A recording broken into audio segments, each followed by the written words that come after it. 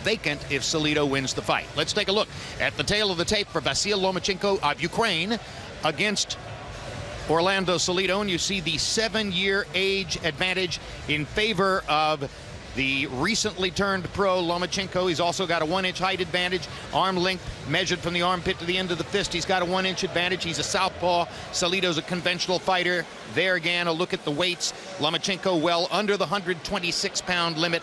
Orlando Salido 2¼ pounds above it, and made no effort to go further toward making the weight. And look at the unofficial scale numbers tonight. Salido having rehydrated all the way up to 147 pounds, and Lomachenko is 136. So there'll be a functional, unofficial 11-pound weight advantage for the veteran Salido entering the ring. Soon to be joined at ringside by our HBO boxing analyst Max Kellerman and World Championship boxing expert Roy Jones. Let's go to Max right now for a look at the picture of the featherweight division. Well, this division's wide open right now. Salido and Lomachenko will start to bring some clarity.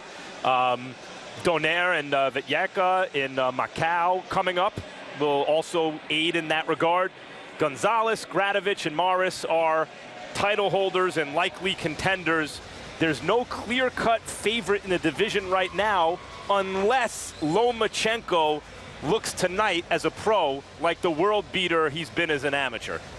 395 wins in 396 amateur fights, 2 Olympic gold medals.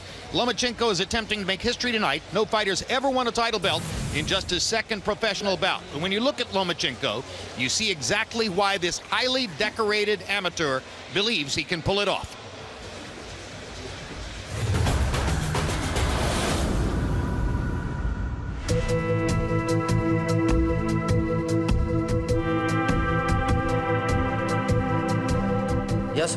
I was born and raised in Ukraine, in a small town called Belgorod-Dnestrovsky. It's not too far from Odessa and is located close to the Black Sea. I got into boxing relatively early, when I was about 4 or 5 years old. It was due to the fact that my father was a boxing trainer. When it was time for me to make a decision about what I want to do with my life, I went with boxing. I set a goal to win a gold medal in the Olympics and to become a professional boxer one day. And we'll see if Lomachenko can bring something in his first appearance in a prize fight ring in America. When I made my pro debut, I was overwhelmed with the thought that I became a prize fighter. It seems like only such a short time ago that I was a kid, dreaming about winning the Olympic gold medal, and now I'm fighting professionally. Good body shot. Oh, that was a thunderous shot, and Russell Mora is going to wave it off.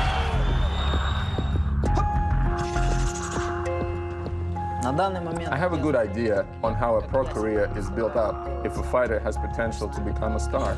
He's usually safeguarded through a bunch of punching bags to beef up his record and build confidence while creating a lot of publicity around him. To me, that's boring. I know that my skill level allows me to fight current champions in my weight division. And that's why I'm fighting for a title in my 2nd professional bout. Salido is a very experienced and strong fighter, but I'm extremely confident in my skills. I know I can beat him, and yes, I'm cocky about it too. In direct contrast to political activist Vitaly Klitschko and his younger brother Vladimir Klitschko, the heavyweight champion, Lomachenko comes not from the Ukrainian capital of Kiev, but from a section of the country where the populace speaks Russian and where sympathies amid the current political unrest may in fact lie with the Russian regime. He was extremely careful to be totally neutral in his comments about that within the past week, saying only that he hopes for the safety of all Ukrainian citizens. Roy Jones, among all the things that could be predictors of success in professional boxing, where would you rank a great amateur career? Well, you got to rank it at the top, especially a guy who has Olympic experience. You got to remember, when you fight in the Olympics, it's almost like you can fight Riddick Bowe, Lennox Lewis, Evander Holyfield, all in the same week, and he did it twice. So there's nothing more comparable to that as far as a professional career goes. A couple of world championships as well, which is, of course, the same kind of competition. His maturity is unquestioned. Max Kellerman, does he have the kind of punching power and other skills necessary to beat somebody like Salido? I think he showed that in his first fight over here that we covered. Won every round and ended the fight with a one-punch knockout to the body. He is a complete fighter, it seems to me. And we mentioned attempting to become a fighter, the first fighter to win a title in what's billed as his second pro bout. There is a technicality. After his amateur career was over, he fought an event called the World Series of Boxing. There were a half-dozen fights. They were fought with professional rules and without headgear. He argues they weren't like professional fights because he couldn't actually close the gloves that they were using, but some say he's already had 7 professional fights. If you get paid for a fight, it's a pro fight. It's very simple. Orlando Salido has campaigned at featherweight almost his entire career, but it seemed this week that the 33-year-old had come to the end of the line at 126 pounds. It's always been an issue for me, but I always have to sacrifice to make weight. I've been here 10 years at 126, you know, and all of those that were around me have already left, moved up to 140, 147. But I'll do everything possible so that everything comes out right. He was very cranky yesterday morning when we met to speak with him prior to the weigh-in. At the weigh-in, you see here, stepped onto the scale, weighed well above the 126-pound limit, and then chose to give up his title as he put on his pants and started drinking water right away. His manager, Sean Gibbons, said it wasn't worth the physical damage at this stage of his career for him to try to lower the weight. You agree, Roy? Yes, I totally agree. Not only to mention that if he gives himself up and tries to lose that extra weight, he's just weakening himself coming in against the best possible 3-round fighter ever. Don't give any more advantages or disadvantages than you already have given. So now he's put on 19 pounds unofficially overnight and will come into the ring with an 11-pound weight advantage over Lomachenko. Advantage Salido? Yes, in terms of size, obviously, he's the bigger guy. And you can see he looks like a big, strong fighter at the weight anyway. But I think more than anything, what his not even attempting to make weight after weighing in heavy shows is that Salido regards Lomachenko as his most difficult challenge. He hasn't pulled a stunt like this before that I can remember. He must feel that he can't afford any disadvantage losing weight quickly, and in fact needs an advantage weighing in heavier than the weight class allows in order to compete with Lomachenko. Many anticipate potentially a tale of 2 fights. In other words, can Salido make it through the first 6 rounds with Lomachenko? Can Lomachenko make it through the last 6 rounds with Salido? Speed kills, Jim, and you saw his hands look like they're almost as fast as mine in that preview. I think that's going to be his advantage. I think the consensus coming into this fight is what happens if Salido can get Lomachenko into the late rounds and use that hard-headed professional veteran experience. Who's to say Salido gets into the late rounds? That may not be an easy trick. Hard-headed may be a well-chosen term. Lomachenko's people at the rules meeting and in the discussion with the referee again tonight, extremely concerned about Salido's use of his head. Now let's go to ring announcer Michael Buffer for the official introductions. Ladies and gentlemen, good evening and welcome to the world-famous Alamo Dome of San Antonio, Texas, where tonight Top Rank Incorporated is proud to present an evening of world-class professional prize fighting for your entertainment. Sanctioned by Tecate, Cerveza con Carácter, all bouts sanctioned by the Texas Department of Licensing and Regulation. This first contest also sanctioned by the World Boxing Organization Supervisor Leon Panacillo. The 3 judges at ringside will be Levi Martinez, Jack Reese, Oren Schellenberger, and inside the ring, in charge of the action at the bell, referee Lawrence Cole.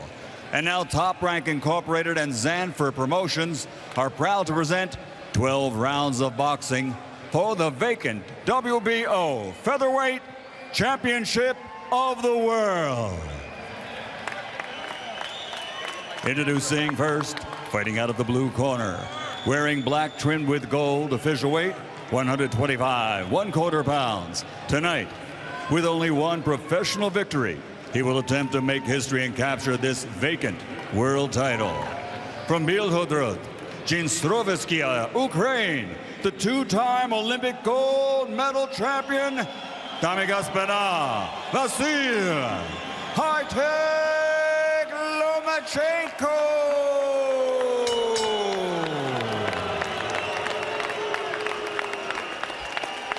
And fighting out of the red corner, wearing blue with silver, officially weighing in at 128 1/4 pounds. His professional record, 40 victories, including 28 knockouts, 12 defeats with 2 draws and 1 no decision. By not making weight, he has vacated his title, but tonight he fights for pride. Damas y caballeros de Ciudad Obregón, Mexico, the two-time featherweight champion of the world, Orlando Siri Salido.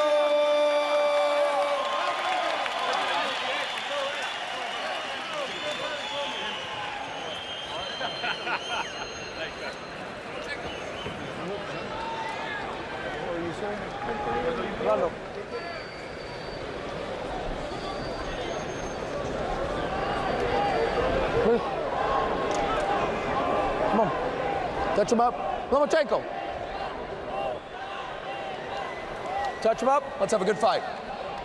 Lomachenko, his official record, amateur and pro so far combined, is 397-1. 2 Olympic gold medals in 2 different weight divisions, and the Val Barker Award as most outstanding boxer in the Olympic Games.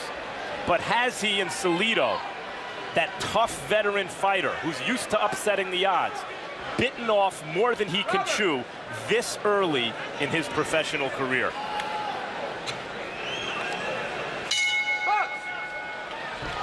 Round 1, and it is anticipated by many, as Roy Jones suggested, that Lomachenko's speed could control the early round. Salido has a tremendous record in recent years against southpaws, including 2 knockouts of Juan Manuel Lopez of Puerto Rico at a moment when Lopez was expected by many to rise to the top of the featherweight division. Salido creates the effect he needs against southpaws with a very good straight right hand and the left hook, which is his finishing punch. But Lopez did not have the speed nor the power that this kid Lomachenko has, nor the experience. So with that being said, he's in against a total different animal here. Now, when we say that Lomachenko has speed, this is not to say that he's one of those high-volume punchers who have been so prevalent in recent years. He generally won't throw punches until he has faked his man out of position. So he throws at a relatively low rate, uses a lot of movement, and what Max Kellerman calls an extremely active front foot to set up his combination. Yeah, you notice he's constantly probing Lomachenko with that right foot. He tries to get it outside an orthodox, meaning a right-hand fighter's lead foot. Once he does, that straight right hand of Salido that's so good against the southpaw is largely useless. He's got to cross it across his entire body. Takes too long, it doesn't land with force. When Lomachenko achieves the position, he can let his hands go because defensively, he's much safer than his opponent. Interesting that early on we see Salido working the left jab. There's a CompuBox statistical count that shows that of all the top fighters in the sport who are conventional stanced, he uses the left jab less than any of the others. Sometimes as little as 10% of his punch output, when some guys throw the jab 60 or 65% of the time. Lomachenko believes that Salido's best weapon is the uppercut. He told us yesterday in the fighter meeting. He saw Lomachenko in that training footage we showed earlier, throwing those uppercuts. They were blurry. They were so fast you couldn't see his hands moving hardly. And when he said, now he corners Salido and goes after him with a combination. When he said to us yesterday he worries more about Salido's uppercut than anything else, I took that to mean I'm not terribly worried when he's away from me. I don't want him close to me all that often. Yeah, that and the fact that he doesn't want to get caught with a punch by Salido that he doesn't see coming. The uppercuts and the hooks are very difficult to see coming because they come from around your gloves. Salido started out working upstairs with the jab. Now he fires that straight right hand. Lands it on the chest of Lomachenko. Just showed Lomachenko that he does have something to worry about.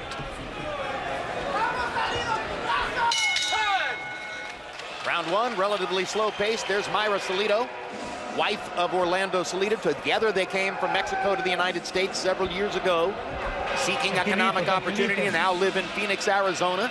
He expects to be getting his permanent residency card very soon.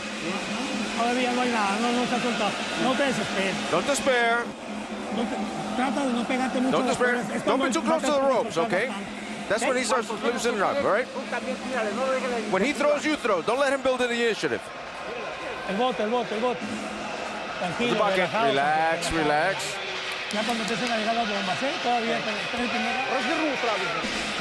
Use the speed, use the speed. Don't let him corner you. Just use the speed. Move it, stick and move. Watch out for the blow to the ball.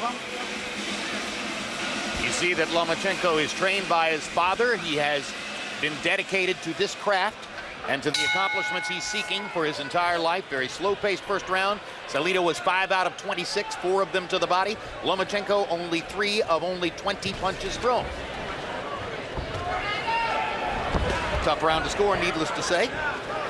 Our Harold Letterman gave it to Lomachenko, presumably on greater ring generalship.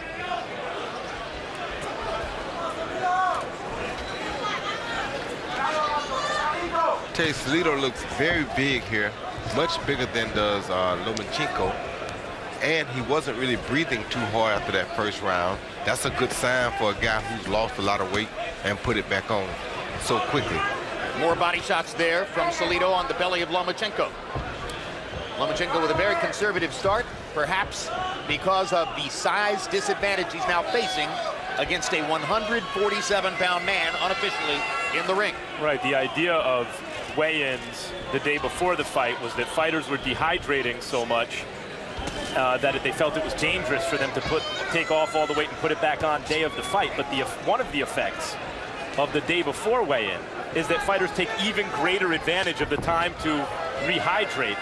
And so tonight, instead of a featherweight fight, you have a welterweight in Salido, 147 pounds, against a lightweight in Lomachenko, 135-6 pounds. And let's face it, it's one thing to rehydrate radically when you've made every possible effort to make weight and you've gotten down to the 126-pound limit. But in this case, Salido has chosen to have it both ways, not bothering to go down to 126 and rehydrating 19 pounds overnight. And also, as far as I think the experience factor goes, most people would have required that he didn't get no more than 10 pounds over the weight limit this morning. We have seen that on several occasions. They make the guy weigh in the next day, and he can't be over 10 pounds above the weight at a certain time. A crafty professional management, aware of all of the niceties of the game, might have demanded that, and you're suggesting Lomachenko's people are still a little bit green. Exactly. And also maybe cocky, because they just think they got the goods.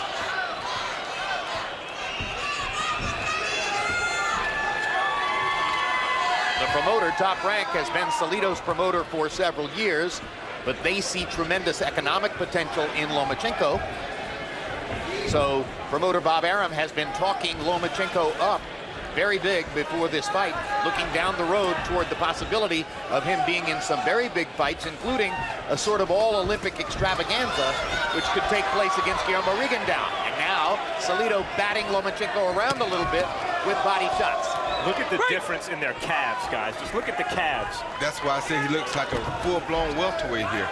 Yeah, that's at least one weight division. And that's a naturally bigger guy in Salido.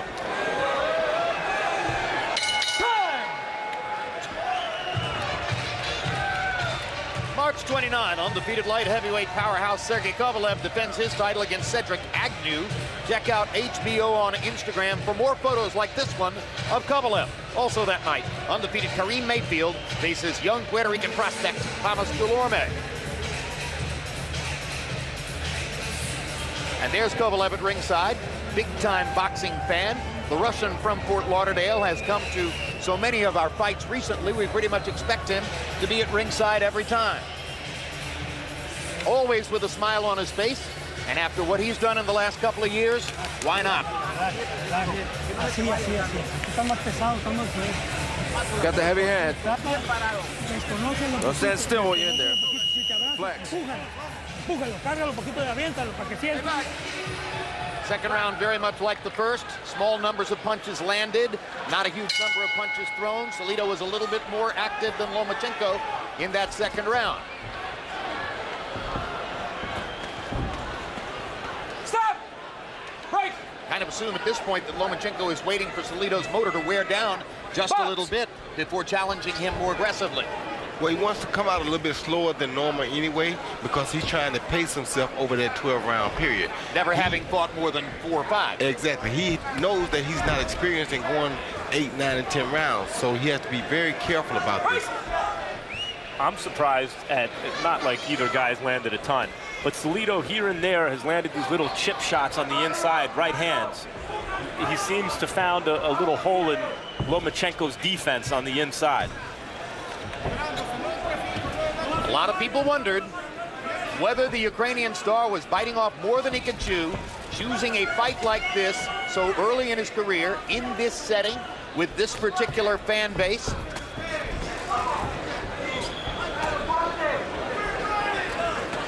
And so far, it doesn't look as rosy for him as his biggest fans might have expected.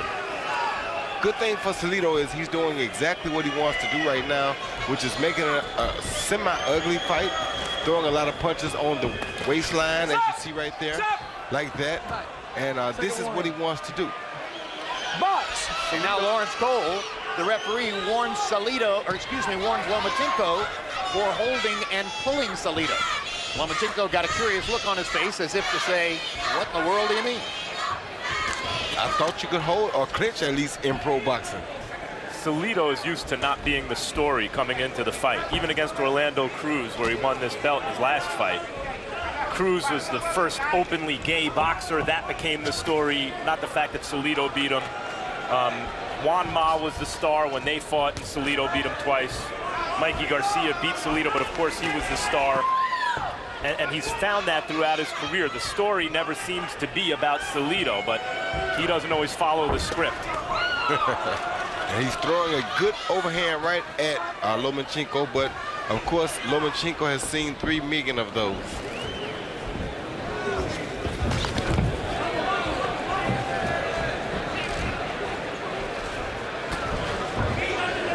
Round 3 of a scheduled 12. Salido throwing 42 more punches already in the fight than Lomachenko, and landing to the body there.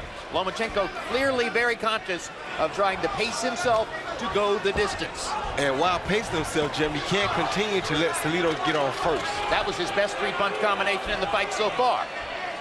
Crowd's getting a little restless. They'd like to see more activity. Break!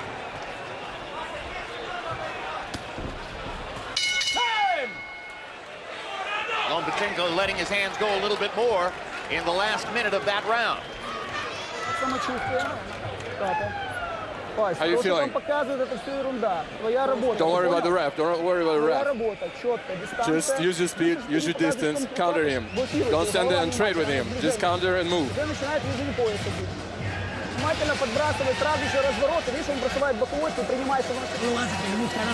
Don't despair. Relax. Just give it time. Everything's going great. Open up the hooks. Open up the hooks behind the ears. And close up your guard. I can tell you, if you leave him breaking, put your glove in his face. He see Lomachenko land a jab followed by a good left hand and a hook that both caught him on the chin, but they had no effect, and that's partially because of that size differential. Happy box numbers through 3. Salido 22 of 120. Lomachenko 19 of 80. So Salido's throwing more. Lomachenko's landing at a higher rate. They both had 9 connected punches by CompuBox count in the 3rd round. Harold, how do you have it so far? You know, Jim, it's very interesting. In the first round, Vasily Lomachenko walked him down the entire round. I mean, he just backed him up from beginning to end, so that's why I gave it to him. But in rounds 2 and 3, Orlando Salido got aggressive, figured out the way to beat the southpaws to keep backing him up, and landed clean, hard shots. I thought Salido clearly won rounds 2 and 3. He's the aggressor. He's punching harder.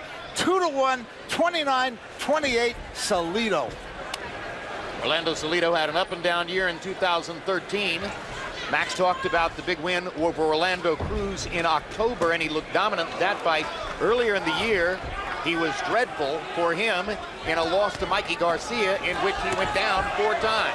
Now he seems to bother Lomachenko with body shots here in round number 4. Yeah, he's landed some really good body shots, and a few of them are landing low, but the ref is really not saying anything to him about it. So he continues to do it. And you can see where Salido's size bothers Lomachenko on the inside, but also he really has exposed certain defensive deficiencies of Lomachenko's on the inside. I'm surprised at how easily Salido's landing on the inside. Particularly the right hand to the belly. Now Lomachenko manages to catch Salido with a right hand shot coming in. From long range, from this distance, Lomachenko seems to be able to see the shots coming and parry and avoid them. It's when Salido steps inside that Lomachenko hasn't been able to stop him, particularly from landing to the body. Now there's a good fast-handed combination by Lomachenko. And even from getting caught in exchanges. When they exchange on the inside, Lomachenko moves his hands and is losing some of those exchanges, which I think is surprising. Those body shots right there are going to have him very sore tomorrow, because this is something that he's never experienced. This is one of the things in pro boxing that you don't get to experience much in amateur boxing. The body shots really don't count for much in amateur boxing, whereas the pro fight, they count, and they hurt for 2 or 3 days after the actual fight. All a part of the new experience for Vasily Lomachenko. And by the way, the irony of that, of course, is that he won his first professional bout against Jose Ramirez with 2 body shot knockdowns. He got the better of the body shots that night. That isn't the case so far tonight against Orlando Salido. It was important for Lomachenko to win a belt as soon as possible. He didn't want to be coddled on the way up, and that obviously isn't the case. I mean, he's in very, very tough tonight. Hard right hand lands for Salido on the chin of Lomachenko. Lomachenko didn't seem to be fazed by that. The body shots have bothered him more. Hard right hand for Lomachenko on the inside. Earlier this week, we asked Vasily Lomachenko his feelings about the political unrest in his home country, Ukraine.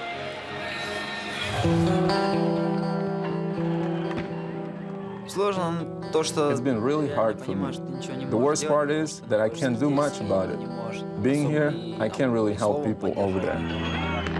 I definitely wouldn't be standing on the sidelines just watching it happen. I would certainly have to do something about it. In just 2 days, there were 100 deaths of innocent people in Ukraine. It was really, really upsetting for me to see this. No matter what is happening in Ukraine right now, it is my motherland, it is my country, my home. I will always think about it, praise it, and live there no matter what. Power punches through the 4th round. Salido 38 of 164, Lomachenko 16 of 49. So far, in 4 rounds, Orlando Salido has thrown 115 more power punches by CompuBox count than has Lomachenko. And Salido had a 16-6 power punch advantage in the 4th round, and he's building a lead on Harold Letterman scorecards. So it's not going the way Vasily Lomachenko wanted it when he came out of the amateur ranks after that spectacular career and told the promoter, Bob Arum, I don't need a signing bonus. I want to fight for a title in my very first fight. Arum said it doesn't really work that way, but maybe we can get you a title shot in the 2nd pro fight. And Lomachenko said, do it. That's why he's here. Well, he's also, first he's got to try to win this fight, and it appears he may be losing. Also, considering his amateur status, his name has been bandied about with names like Rigondeaux and other stars in the weight neighborhood. Mikey Garcia just wiped Salido out. I mean, dropped him 1,000,000 times and beat him up and won every round. And those are the kinds of people that Lomachenko wants to be compared to. But Mikey Garcia was closer to the same weight as Salido, where in this case, this is 2 separate weight classes. I mean, 2 weight divisions apart almost. And Mikey was not only a really good amateur, not like Lomachenko, but a good one. He's also an experienced pro at this point. And as a matter of fact, for Mikey, his amateur style was more of a pro fighter than the amateur fighter. So his amateur style probably caused him not to be as good of an amateur fighter as he is shown to be as a professional. It's a highly inauspicious start so far for Lomachenko based on the expectations and based also on the perception of many that the first half of the fight should belong to the younger, faster, more athletic challenger, and the second half of the fight might belong to the older, cagier, more experienced champion at that time, no longer a champion because Salido gave up the title on the scale yesterday.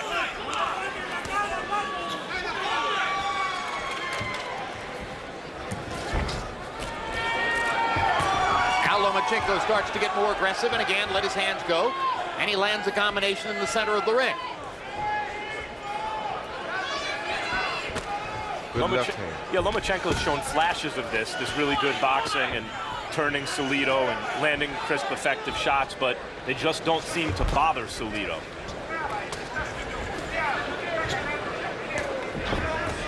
And once again, in case you joined us late, the absence of real effect from Lomachenko's punches may have to do with an unofficial 11-pound gap in weight.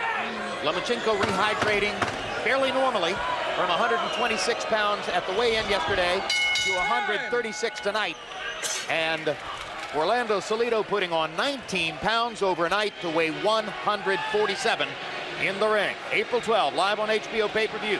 It's the rematch of Manny Pacquiao against Timothy Bradley. In their first fight, Bradley won a very disputed decision. Now everyone looks to see if Pacquiao can regain his welterweight title.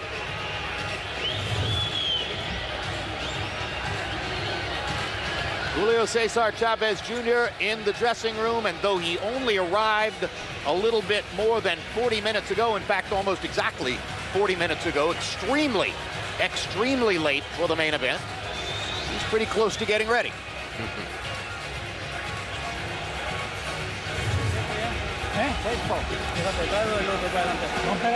Oh, wait, not yet. Wait, relax.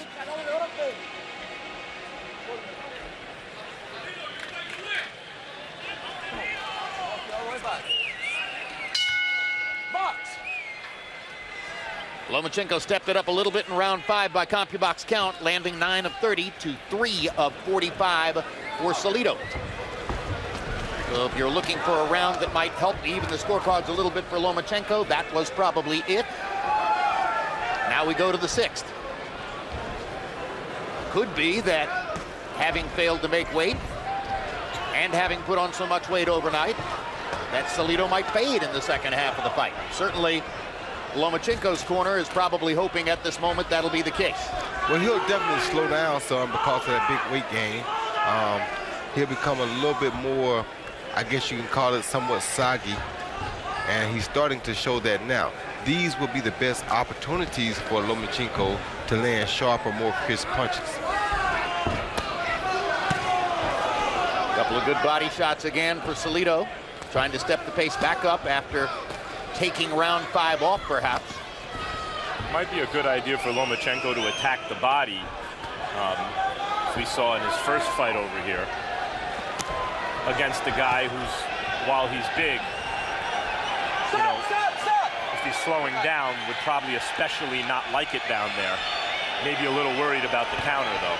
Especially with him putting on so much weight, you definitely should attack his body because, of course, you know his body can't be functioning right at this time. He has 19 extra pounds to put on since the weigh-in.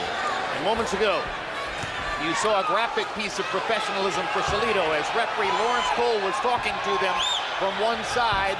Salido fired 2 good right hands to the left hip of Lomachenko, well below the belt line. And what else Lomachenko has to learn is that taking these body shots takes just as much out of you as throwing them.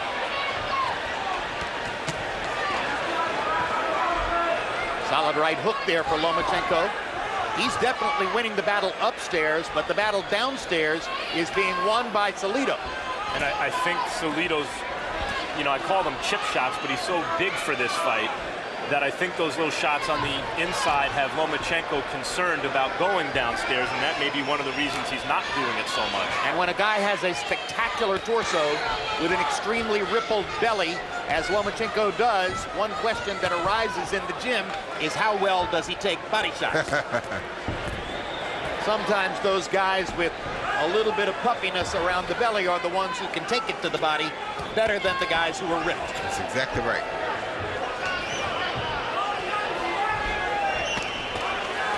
And Salido is still ripping some really good body shots in, every chance that he gets against Lomachenko. Digging with the right hand to the body, over and over. Lomachenko still working almost exclusively upstairs after having won his first pro fight with body shot knockdowns.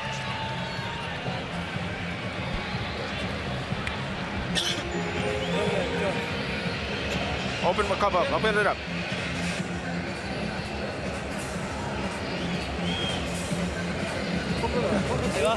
Let's go. We're good, son. We're good, son. Are we winning or what? Are we losing what? No, we're good. We're good. You've got the fight. You got to do it. You got to press. You got to look for it. He's running out of gas. Come on, press him now. He's running out of gas. But watch out for his right hand. Keep your hands up. Focus. He sees Salido stepping in and steps right on Lomachenko's front foot, which causes both fighters to dip a little bit early, and there's a low blow, but the referee couldn't really call it because they stepped on one another's feet. CompuBox numbers through 6, and now Lomachenko has evened up the landed punch equation. Coming on in the last 2 rounds, Lomachenko now lands 55 out of 183 to Salido's 54 of 317. Salido with a 51-29 power advantage, as Lomachenko's landed punches include a fair number of jabs. Harold Letterman, how do you have it halfway through? Okay, Jim, I've got it 58-56. 4 rounds to 2 for the more aggressive Orlando Salido. You know, Jim, he's hammering him to the body. He tried to make a dogfight out of it, and he did. And he's backing the guy up, and he's doing nice work to the body. And I'll tell you something. Vasily Lomachenko, for a big amateur star, sure holds a lot. I mean, I don't know if they teach that in the Ukraine, but good grief. I mean, Salido comes in, and Vasily Lomachenko pushes his head down or grabs his torso, and so far Lawrence Cole's let him get away with it. 4-2, Salido. Well, I didn't notice Lomachenko doing too much holding in the first round, but I have noticed it since then. And I think that's partly because he doesn't have an answer for Salido's size and strength. I think right now this is a 3-3, 4-2 type fight favoring Salido, if it favors anyone. If it's 3-3, that's a lot different than 4-2. You're either even or you're down 2 rounds. And yet it's only 1 round.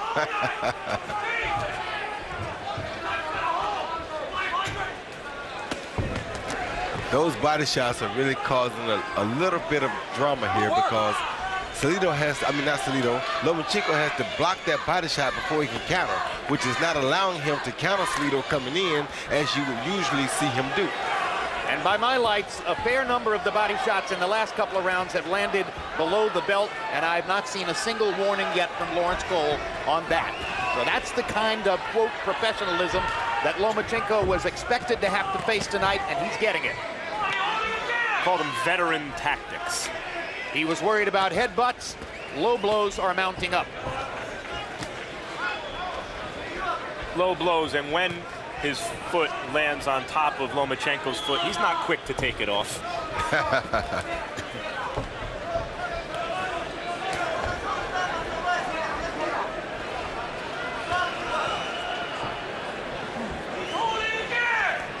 That's a move you'd expect more from a guy with Lomachenko's amateur background.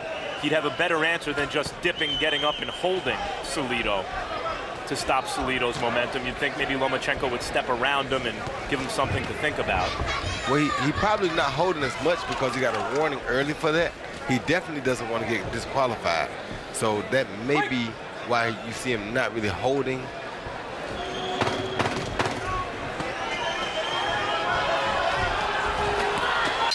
Low blow again. Another low blow and a good rally by Lomachenko down the stretch. 4-punch combination. A look at downtown San Antonio. As we mentioned, one of the great fight towns in North America. Already Lomachenko and Salido are more than midway through their featherweight bout. And we still await the main event between Julio Cesar Chavez Jr. and Brian Vera. Yet to come.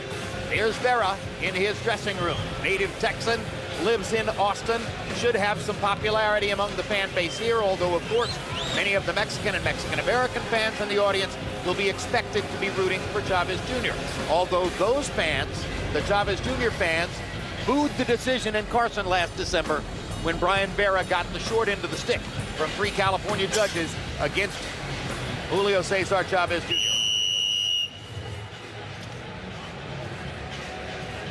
Vasily Lomachenko had an overall advantage of 16 to 15 in punches landed in the 7th. And he has the advantage of landing more punches upstairs. Novice judges are far more likely to score the punches upstairs. But Salido is swamping him with body punches, having landed 50 of them to only 7 for Lomachenko.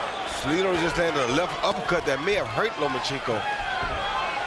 Definitely knocked him off balance. I think their feet may have gotten crossed up. Yeah.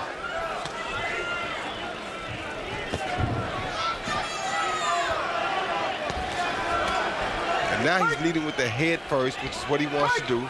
This will make Lomachenko very uncomfortable because of something that he's not seen before.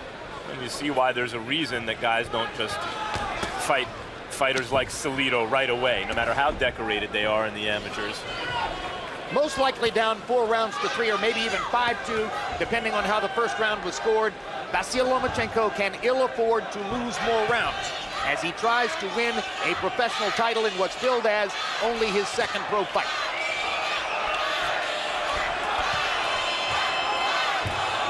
His dad told him something that was very important. He told him that now Salido is starting to wear down a little bit, so you can open up and throw a few more punches at him and take a few more risks.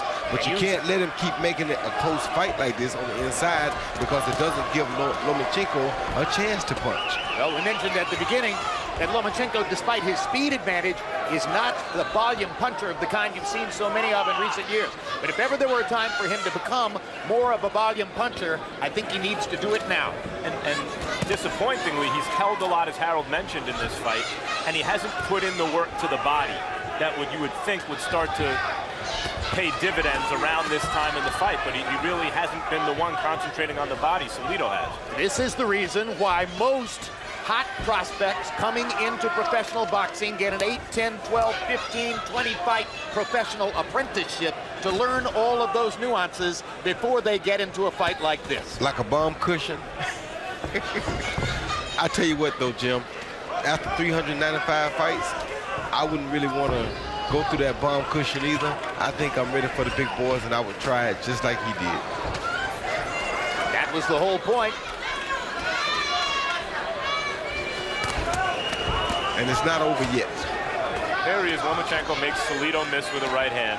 Counters with 2 good shots upstairs, but then leans in and ties Salido up, where you would think a guy of Lomachenko's quality would be able to land a few more shots, get out of the way, and not have to resort to holding like this. And while he is holding around the shoulders and the arms upstairs against Salido, Salido is pounding away to the belly and the belt line, and sometimes a little below.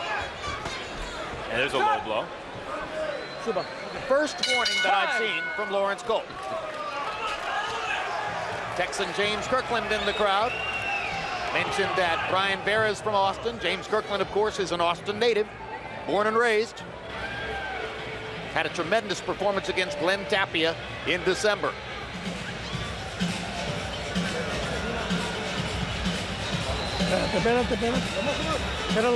Close your eyes now.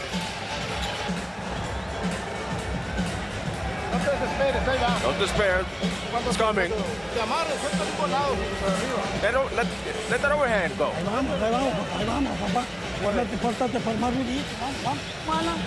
Don't try to counter him. Just use your jab and then use your right hand. Come on. Do it. You can do it. Here you see a short left uppercut followed by a right semi-hook uppercut. And it did knock Lomachenko off balance. It wasn't their feet. He just got caught out in a bad position with 2 clean punches. CompuBox numbers through 8, fascinating. First of all, you saw the graphic at the bottom of the screen that showed that each fighter has outlanded the other one in 4 rounds, 4-4. And overall, CompuBox finds both fighters landing 82 punches through the first 8 rounds. Salido with a 79-46 edge in power shots because body shots are called power shots. Harold Letterman has Salido up by 2 with 4 rounds to go. And you see, they may be landing the same, but Salido's shots are landing, with greater thud. And Lomachenko is tying Salido up because he doesn't know how else to keep him off him. Well, like I said, in amateur boxing, guys don't score. They don't score the body shots like that. So most guys don't like to go to the body because it's useless. But in professional boxing, body shots are a big part of the game. And this is the biggest lesson that he's learning tonight. Lomachenko was supremely confident coming in. You have to expect he did not expect to be in this kind of hot water coming into the latter stages of the fight. If the official scorecards are in line with Harold Letterman's, Lomachenko could win 3 of the last 4 rounds and he would get a draw for that. He needs to win all 4 to secure a win in the fight, if in fact Harold Letterman's scorecard is in line with the official judges. Well, he also didn't expect that he'd be coming in fighting against a welterweight tonight. 100%.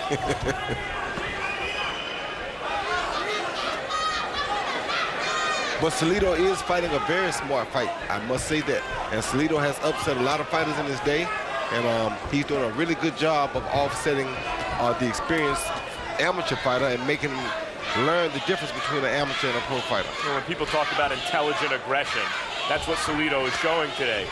Loose, relaxed, relying on his timing and experience. And he said in the fighter meetings that this is what he was going to do. He was going to make it an ugly fight, try to make the kids see things that he didn't see as an amateur. See, a lot of things he's doing, like that low blow right there, are not legal in amateur boxing. That's 2 warnings from Cole. At some point, he should at least warn that the next time it's going to be a point. And a penalty point could be big under these circumstances, but we haven't seen it so far. We've certainly seen a fair number of low blows from Orlando Salido. There's another one. But at least that wasn't in full view of the ref. No. Oh, no, he knows how to do it on the other side of the referee. He's just doing it so much that the ref's bound to catch someone. A no-holds-barred effort by Orlando Salido. Every trick in the book. And Roy, there are some state jurisdictions, I believe, where he would not have been allowed to gain 19 pounds overnight and come in with this big a weight advantage over Lomachenko. There are several state jurisdictions that would have not been accepted in. June 7 on HBO pay-per-view, a fascinating middleweight championship fight. Puerto Rican superstar Miguel Cotto moving up in weight, taking on the long-time 160-pound kingpin, Sergio Martinez of Argentina, live from Madison Square Garden. Great fight, great night, June 7th. Only 2 rounds to go. Come on, well, you can do it, man. How you feeling? Are you still fresh? How are your legs? I think he's getting tired. He's punching you too much below the belt. Try to avoid it. Just stay focused, stay focused. We gotta be careful, we gotta fake him. Fake him, try through 2 punches all the time. More bad news for Lomachenko. Orlando Salido had numerically his best round of the fight in the 9th round, landing 18 out of 61 blows. Only 9 of 28 for Lomachenko, so he managed to wobble him early in the round. He outlanded him throughout the round. That was the high number of connected punches in the fight so far for Salido. Harold, did you give him that round as well? Oh, yeah, absolutely. I thought Orlando Salido won the last 2 rounds. You know, Jim, it's very interesting. Lawrence Cole has won Salido for low blows, but look at this. Look at Vasily hold. I mean, he's grabbing him so bad, it's atrocious. And Cole hasn't said a thing about the holding. I mean, there he warned them for pushing, but he hasn't said anything about the holding. Vasily's holding him again. So anyway, to get back to the score, 6 rounds to 3, 87-84, Orlando Salido. I agree with Harold about the holding, and the ref probably should warn Lomachenko about that. It's excessive. If Lomachenko's corner is saying, hey, avoid the low blows, you know, if the guy keeps hitting you low, there's one thing you can do about it. If the ref won't do something, that's hit him low back. That's exactly right. That's the one thing you should do. But once again, without this American or professional experience, he doesn't know these things. There's another one right there on the hip by Salido, effectively done on the other side where Cole couldn't see it. All right, Max, let's begin to speculate about the promotional plan that produced this. What if it turns out that this was an overreach and that it was, in effect, a bad idea for Lomachenko to fight somebody like Orlando Salido in his first title fight outing in his second professional fight? He's got to do something dramatic for it not to be a bad idea. So what next? What if he loses the fight? Well, I mean, maybe it'll have taught him something, that you can't just jump into the professional ranks and beat a guy like Salido so quickly. Although, to tell you the truth, I thought he would do it coming in. If you asked me who I thought would win this fight, most ringside media thought he would do it. That was clear. Right. Stop!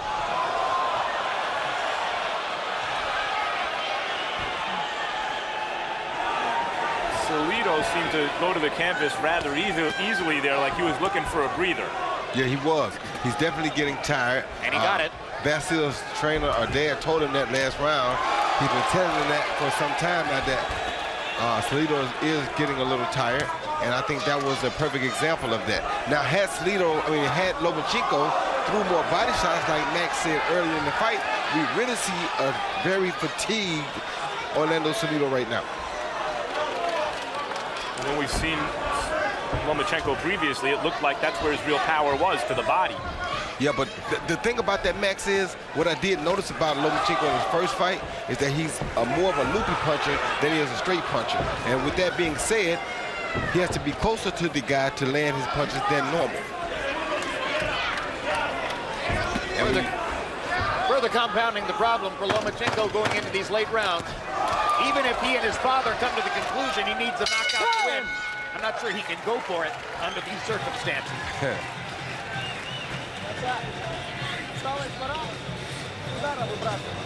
That's it, son. Relax, relax, breathe. Breathe, Orlando, breathe. Very good. Everything's good. Everything's good. Here, pull here. Pull. It's only 2 rounds to go. You gotta throw more punches. You're not throwing enough punches. He's throwing more punches than you do. You gotta pick it up. You gotta do some more damage to him. You gotta do some more uppercuts. Come on. And you gotta keep your hands up. Keep your hands up, and it's only 2 rounds to go. Come on. The guy's getting tired.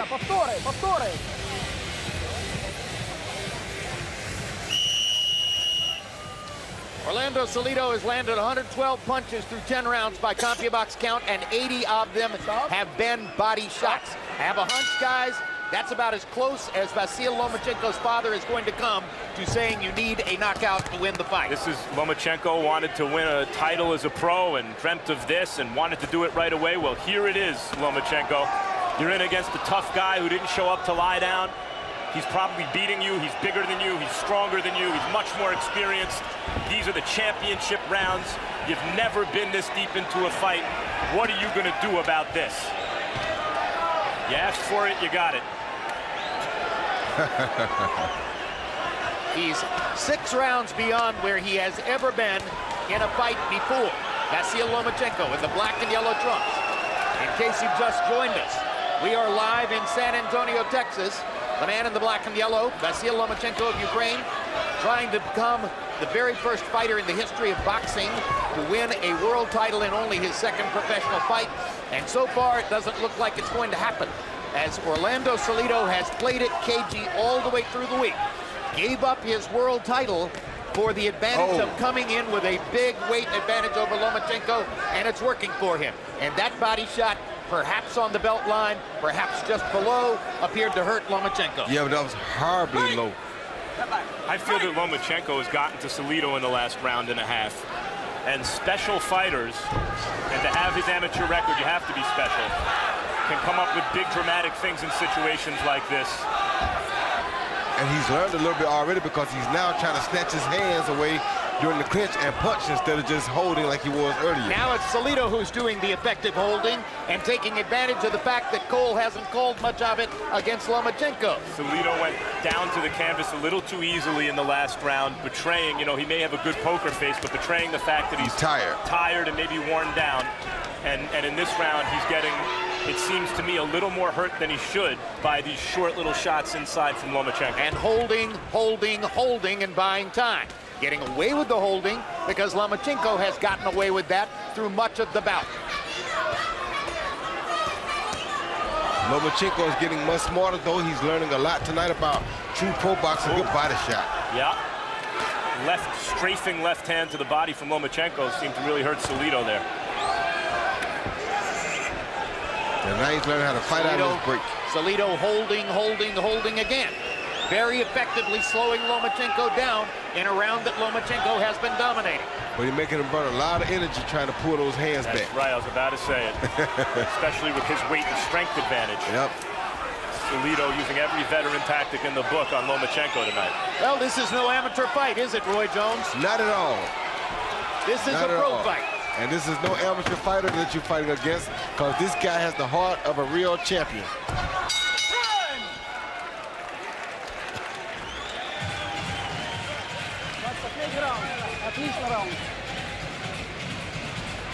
You did a great job.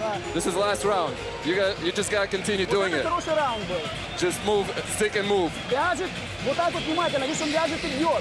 Throw as more punches as you can. Stay focused and just throw punches. Open it up, open it up. Got the tape. Where's the scissors? Where's the scissors? Cut it. How is it? How are we doing? No, you got it. We're good. We're good. We're good. This is the last round. This is the last round. Last run. Come on. Throw it all. Throw it all. We got to win this round.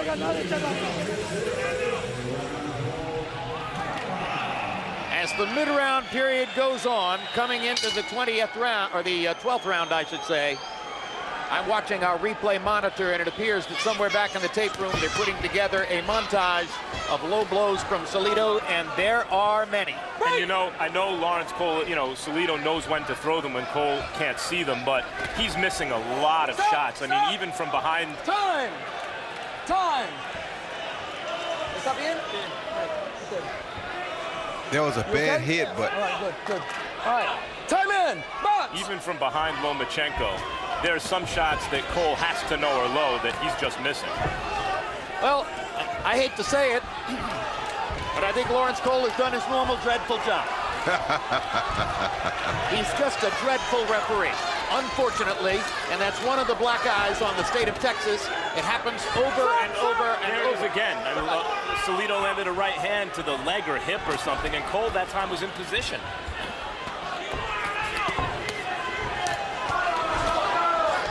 Cole's father, Dickie Cole, is involved in the Texas State Athletic Commission. Over and over and over, we come here and watch Lawrence Cole do this, referee big fights, and somehow miss what most other people in the arena can clearly see. Salido just landed a good right hand, though. Even as Lomachenko takes the play away from Salido, Salido makes him pay a price.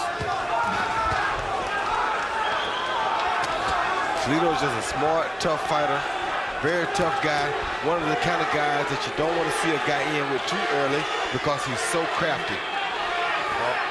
Just to button the point, Cole would in no way have been inappropriate to penalize Lomachenko at some point in the fight for holding.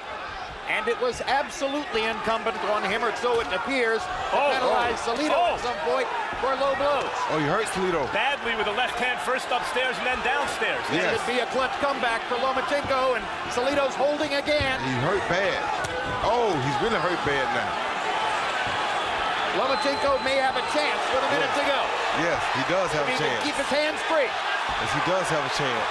Oh, If he can keep his hands free. Stop, stop, stop! Step back, step back. Oh, my God.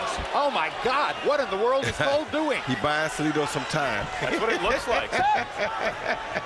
Unreal. Salido needs it, though. Another low blow from Salido. He's hurt. Right on the hip. He's hurt very bad. And another one. Oh, and another one. Right in 3 in Cole's a row, face. right in Cole's face. And Meantime, all of those were on the side good where shot. Cole was standing. Lomachenko is throwing everything and the kitchen sink at Salido to try to get him down. Oh, good body shot. A spirited performance by Salido. Yes, A terrific attempt at a comeback by Lomachenko, and a dreadful refereeing job from Lawrence Cole. Everything we might have expected to see and more.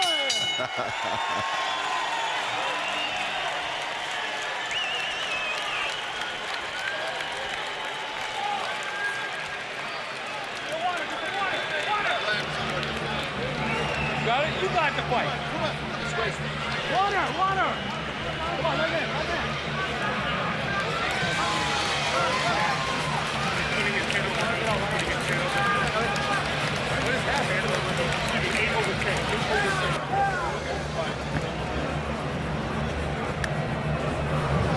All right, first let's take a look at a replay of the punch that hurt Salido with about a minute, 15 seconds to go. Roy? Yeah, straight left right down the middle.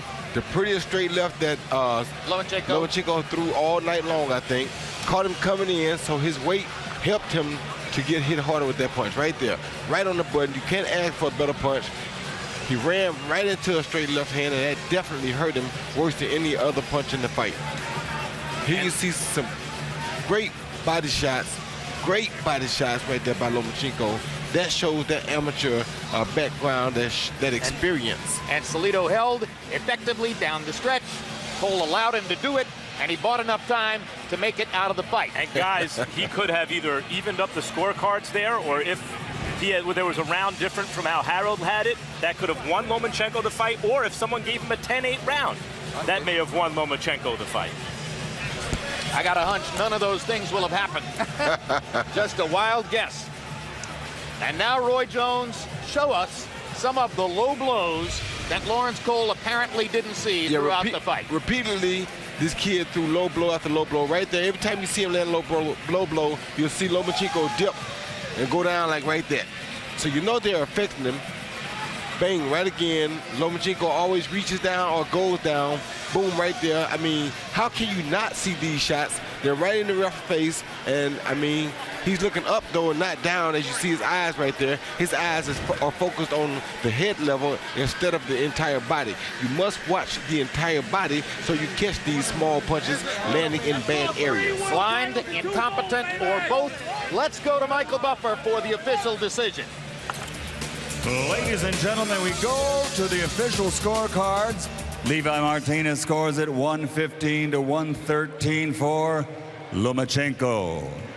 Jack Reese scores it 116 to 112. He has it for Salido. Oren Schellenberger scores it 115, 113 to the winner by split decision, Orlando City Salido.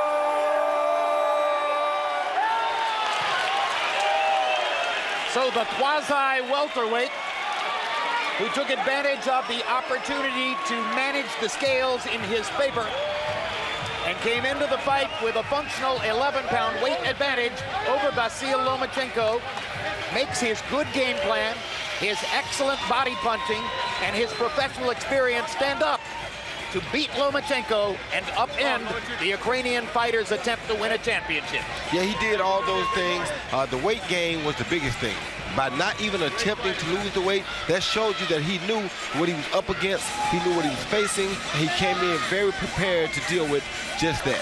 All in all, Lomachenko got a crash course education in the difference between the amateur boxing that he dominated and professional boxing, which is different. Yes, and that showed the difference. Tonight was a perfect situation to show you the difference, the true difference in amateur boxing and pro boxing. Now let's take a look at CompuBox numbers, and you'll see the contrast between Lomachenko, who landed most of his punches upstairs, and Salido, who landed the overwhelming majority of his punches downstairs, and in some instances, way downstairs. Lomachenko ultimately landing 22 more and landing in a much higher connect percentage. Power shots, and remember, body shots are all called power shots. And Salido landing 137, so he landed 32 more body shots than Lomachenko. Lomachenko, with that great technical skill, landing 44% of his body shots. Lomachenko unable, however, to make up the gap created by the greater activity and the good body shots early on by Salido. Here's a look at a graphic which shows you all the punches which landed legally for the two fighters, including those landed on Salido on the left side and those landed against Lomachenko on the right side. What you don't see here is the large number of body shots that landed below the belt on Lomachenko and significantly affected the outcome of the fight. And Max Kellerman stands by with the winner, Orlando Salido. Congratulations, Orlando. As usual, you're not the story coming into the fight, the opponent is. And as often been the case in your career, you're standing here with the win. How did you do it tonight? Bueno, fue a base de mucho trabajo. Sabíamos que tenemos una pelea dura contra Lomachenko. Nos preparamos al 100%. Sabíamos que era un peleador fuerte, joven, rápido, inteligente, pero hicimos todo lo que tenemos que hacer para ganar la pelea. It was a tough fight against Lomachenko, and that, we knew we were going to have that. We knew he was young, he was fast, and he was strong, but we knew what we had to do to win. And what was that? ¿Qué fue lo necesario para ganar? Pues hacer una pelea inteligente, estarle midiendo los golpes, calculando sus golpes, sus movimientos para poder golpearlo. Be intelligent, measuring his punches, calculating his punches, measure him up so we can counterattack. Did you feel offended in some way that a fighter so early in his professional career would think that he could beat you? No, en ningún momento. Yo sé que él es un buen peleador. Por algo es medallista de oro 2 veces. Pues yo nomás tenía que trabajar duro para vencerlo y fue lo que hice. Gracias a Dios seguimos todo al pie de la letra. Lástima que nomás fallamos en el peso, pero porque yo ya no puedo hablar 116.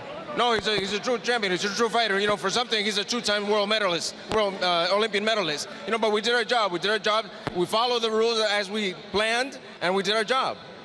Since you brought up follow the rules, you didn't make weight, and you came in with a significant size advantage. Why? Bueno, porque mi cuerpo ya lo respondió. Ya tengo 10, 11, 12 años peleando en 126. Ya mi cuerpo ya no más años era más difícil y este año ya no se pudo. It's been 12 years at 126, and my body just could no longer do it. So 12 years, and my body just simply could no longer do it.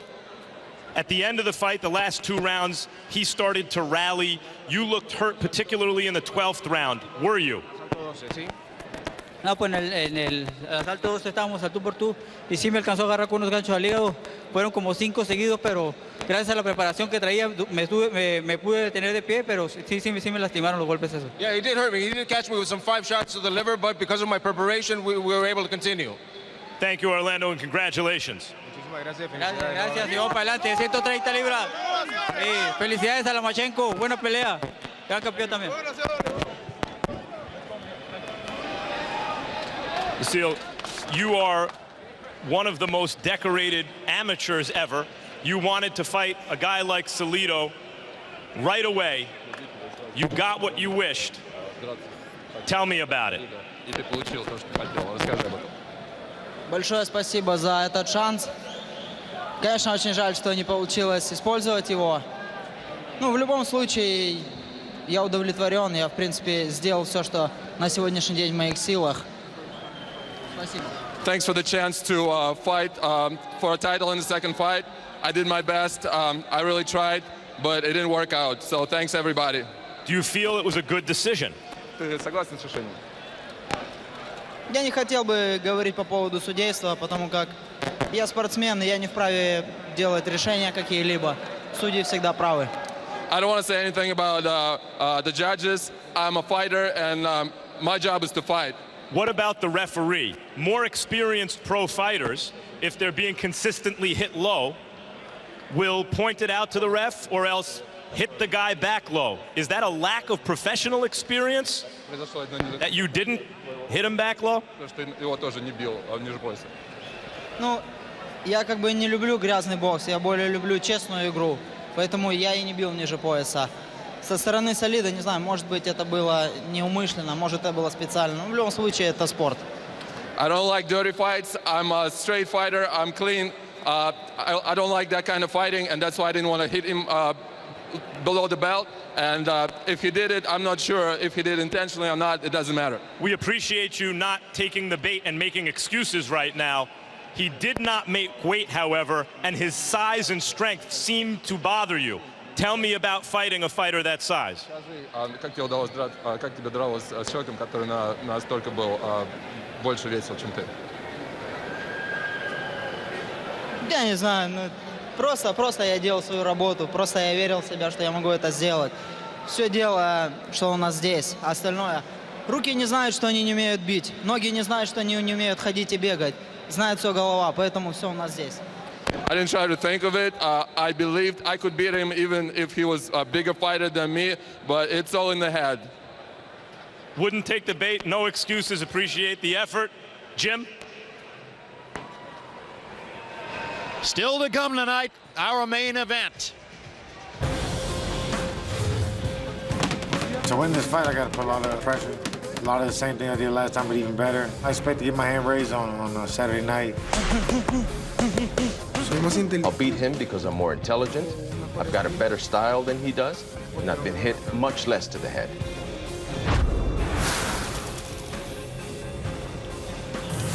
Stay tuned after boxing tonight for a replay of the latest Real Sports with a look at how the gun industry has been targeting kids as potential customers. March 29, light heavyweight title holder Sergey Kovalev looks to extend his knockout streak against Cedric Agnew. Also, 140-pound contender Kareem Mayfield faces young prospect Thomas Delorme. The three-part series 24/7 Pacquiao-Bradley also begins March 29. Follow both fighters as they prepare for their HBO pay-per-view matchup. Then April 12th, it's the live rematch between Manny Pacquiao and Timothy Bradley. Bradley lifted the welterweight belt from Pacquiao in a hotly disputed decision. Manny looks for revenge. April 19th, look for the next installment of my show, The Fight Game, tackling all the important issues in the world of boxing. May 31, live from England, it's the rematch of Carl Froch against George Groves. Their first fight, which was won by Froch, ended in controversy. And June 7th, it's the fascinating matchup between Puerto Rican superstar Miguel Cotto and longtime middleweight champion Sergio Martinez. That's coming live on HBO pay-per-view. For our full schedule, visit HBO.com and our Facebook page. Welcome back to the Alamo Dome. When Julio Cesar Chavez Jr. got his big chance in 2012 to face Sergio Martinez for the middleweight crown, he disappointed many of his fans by entering the fight clearly unconditioned for the fight, getting wiped out in the first 11 rounds, demonstrating that he might possibly have had a chance to win the fight when he caught Martinez and knocked him down in the 12th, and then testing positive for marijuana after the fight. Nearly a year passed before he came back to fight Brian Vera last fall in Carson, California. And the crowd that showed up was regarded as mostly Julio Cesar Chavez Jr. fans. When he got a unanimous decision from 3 judges who are the only people in the arena apparently who saw it that way, many of those in the crowd booed. Julio Cesar Chavez Jr. is a complicated man. While he tells boxing fans and the media he's 100% invested in his career, some of his actions, like showing up at 8:41 p.m. tonight, exceedingly late, seem to say otherwise. I sat down with Chavez earlier this week to see if we could learn more.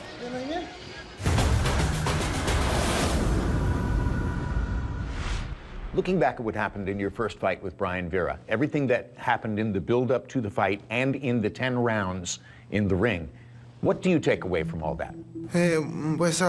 Truthfully, not much. The only thing that I had to continue with my training and my intensity, I had been out of the ring for about a year, and so the overweight issue had been a major problem. Also, it gave me the hunger once again. The hunger to be in the gym 100% and train for the fight. Big right hand for Vera. Chavez is down to 1 punch at a time. If the best of Julio Cesar Chavez Jr. is a 10, what were you the night of the first Brian Vera fight? 2. You've had some great moments in the ring, but all of your great moments in the ring have been accompanied with what we see as questionable moments outside the ring. Positive test for diuretics, positive test for marijuana, DUI a couple of weeks before a fight, failing to make weight. Is there something inside you that holds you back from complete commitment? I don't think that it's right what I've done at certain times, but you know, it is my life. Sometimes I haven't shown up at 100% for a fight, you know, for one reason or another. But there's also been lots of things and lots of problems around me, and those things have caused me great problems and a lot of stress. I'm at 100% now, mentally and physically. There's no problem. And also the birth of my child, the birth of my daughter has also focused me. What have your experiences with your father taught you about what kind of father you want to be for your beautiful new daughter? You know, growing up with my father was a very difficult thing. You know, I saw alcohol, drugs all the time, you know, boxing, the fame, and all of those things that come with it, all of the bad examples overall. And all of those are the things that I don't want to pass on to my child. Where is he now in relation to your career, and what limits do you place on his involvement? Our relationship is at 100%, but he wants me to be him. He didn't want me to be my own man. he didn't want me to have my own place in the world of boxing. That's been one of the problems. But I think, truthfully, if he wanted to be my trainer officially, that'd be great and things would be different. But if he's in the corner and he's yelling things and he's saying things and doing things, and that's something that causes problems for me. And I think that's been the only problem that we've had. It's reported that your promoter, Bob Arum, is in discussions with Gennady Golovkin's promoter about a possible fight this year. That would be huge. Does that help to motivate you for this Saturday night? Sí, claro. Yes, for sure. I want to fight the best. And Golovkin has been doing things rather well. He's got power, he's strong, he comes well prepared, and we've sparred before. And so I think it would be a fantastic fight for the public. And definitely we'll see what happens Saturday, but I'm ready. I'm ready to fight whomever. Well, you heard the mention of a possible fight with Gennady Golovkin there, and there's news on that front. Within the past 2 weeks, Golovkin's father died of a sudden heart attack back in Kazakhstan, and the Kazakh star interrupted his fairly constant training in Big Bear, California, to go back to Kazakhstan to be with his family. Earlier this evening, Golovkin reached his trainer, Abel Sanchez, and his promoter, Tom Loeffler, here in San Antonio to inform them that because of the situation there in Kazakhstan with his family and the cultural tradition of a 40-day mourning period following the death of a parent, he absolutely will not be able to live up to an expected commitment to fight April 26 in New York City against Andy Lee. That fight will be off. So the rest of the year's schedule is now uncertain, which doesn't mean necessarily that there won't be a fight with Chavez Jr. It just means that at this point, we don't know when and against whom Gennady Golovkin might be fighting. Now let's turn back to the subject of Julio Cesar Chavez Jr. with pound-for-pound king of the 90s, Roy Jones. And Roy, what's the logical response of boxing fans to Chavez Jr.'s career to this point? Disappointment that he has fallen so far short of what seems to be his real potential based on his talent, or astonishment that he's accomplished as much as he has going about it the way he does? Well, quite naturally, people are going to go with disappointment because the things that have held him back are things that are so minute, things that he could control. Holes, what I tell kids often, don't go out and create potholes for yourself in the road. Most of the potholes that he's fallen into, he created. He has very much surpassed what most of us expected of him as a boxer, being that he didn't have an amateur background. And as a matter of fact, he didn't even fight amateur. So he's come so far beyond what we expected, but he has not reached his full potential, all because of the antics that he has placed upon himself. All right, let's turn now to Max Kellerman. Max, last fall in California, Brian Vera didn't get the decision when most observers at ringside and the audience thought that he had clearly won the fight. Now he comes to his home state of Texas for a second chance at Chavez Jr., but Julio Jr. is very popular here as well. What does Vera have to do to seal the deal and win the fight? Like Orlando Salido in our first fight, Brian, although maybe not on the same level quite, Brian Vera is a boxing archetype.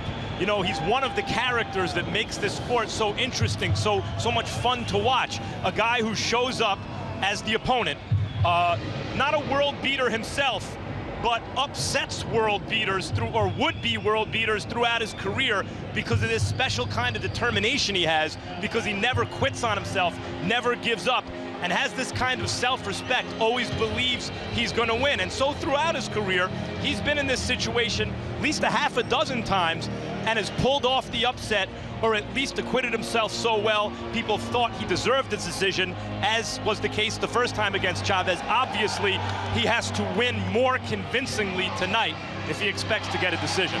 Let's take a look at the tail of the tape for Chavez Jr. versus Brian Vera. And just as Salido had a size advantage in the first fight, you suspect that it might happen for Chavez Jr. in this fight, although we have no unofficial weights as of tonight. You see the 4-year age advantage for Julio. Also 2.5-inch height advantage. Their arm lengths are equal, measured from the armpit to the end of the fist. Julio had a great time making weight yesterday at 167.5, same number that Vera reached on the scale. And again, there are no unofficial weights tonight, because most likely Julio Cesar Chavez Jr. has not agreed to step on the scale. We'll find out more about that as we go along. CompuBox numbers in the first fight. This is what the crowd saw. Vera landing 51 more punches and throwing more than twice as many punches in the bout. Landing at a lower connect percentage, but clearly outworking Chavez Jr. Chavez Jr. landing the harder shots and sometimes turning Vera's head this way and that with his brutal counter punches, both the left hook and the right cross. On September 28th, fight fans everywhere were surprised when Chavez Jr. heard his name called for that unanimous decision over Brian Vera. It wasn't simply that so many felt Vera had won. It was the wide margin of victory on the scorecards. Since then, Brian Vera has felt the sting of that perceived injustice.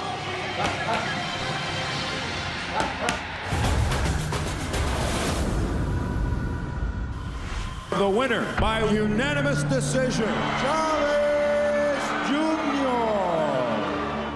You know, when they made the decision, I was just a loss of words. You know, it just kind of didn't hit me at the time, you know, and then when I got back home from the fight, it was like, probably about a week or something to where you started really sinking in. And, it bothered me a little bit at that point because I wasn't going to get a chance to go in there and get the win that I deserved. You know, it was a little bit tough, but I've been there, like I played the underdog role for so long and been put in these situations so many times that I'm one of those guys that kind of let things go, man. You know, it's time to, you just try to look past all the other bad things and look ahead instead of looking back. I do expect Chavez to look better than the first fight. I expect him to be more prepared. But here we are again on the big stage, and this is the biggest fight of my life, my career. So I'm 32 now, so this is do or die for me every time.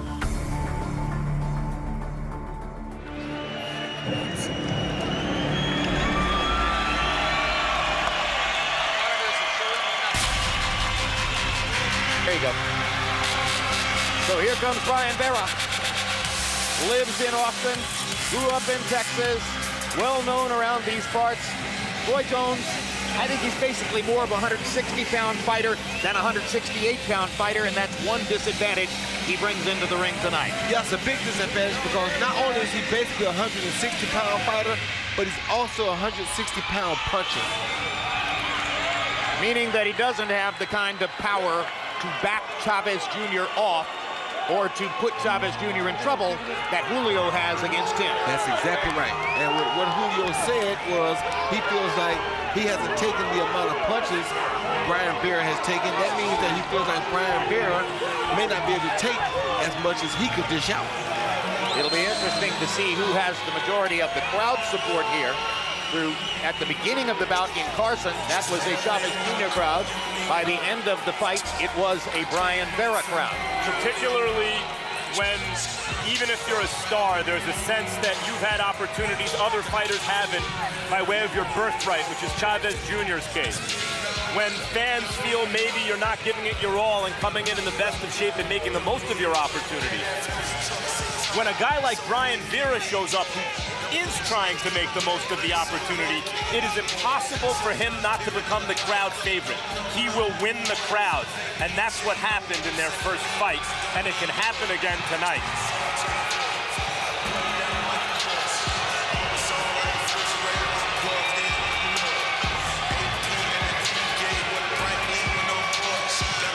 He's trained by the veteran Ronnie Shields. He had 4 consecutive wins with Shields, including a knockout of Tomas Zirek that really turned some heads coming into the fight against Chavez Jr. last fall. And he has a right to say, well, Chavez Jr. didn't stall my momentum. I won the fight. It should have been my 5th consecutive win.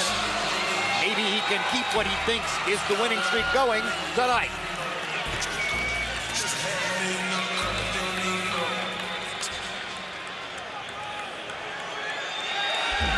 I keep saying Tomas Zirek.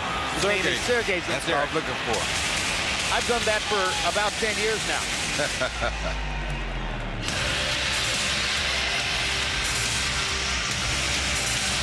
Ronnie Shields has been trying to make Vera more of the boxer on and on and on through their experience together. And in this fight, a part of the mantra is more side-to-side movement, more foot movement in general, to try to restrict Chavez Jr.'s ability to counter him.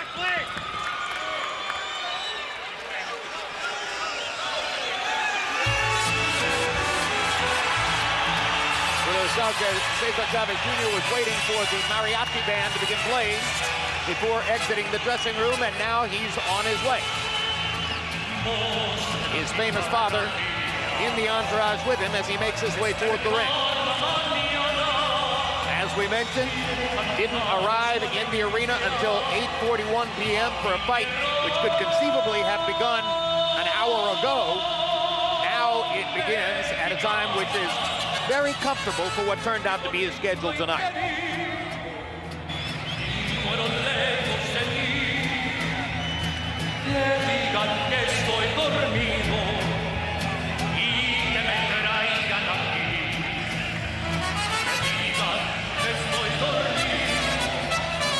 The simple fact, after everything he's done and been through, that Chavez Jr. could be the preferred target of Gennady Golovkin and his brain trust for a pay-per-view fight later this year demonstrates the enormous value of his famous name.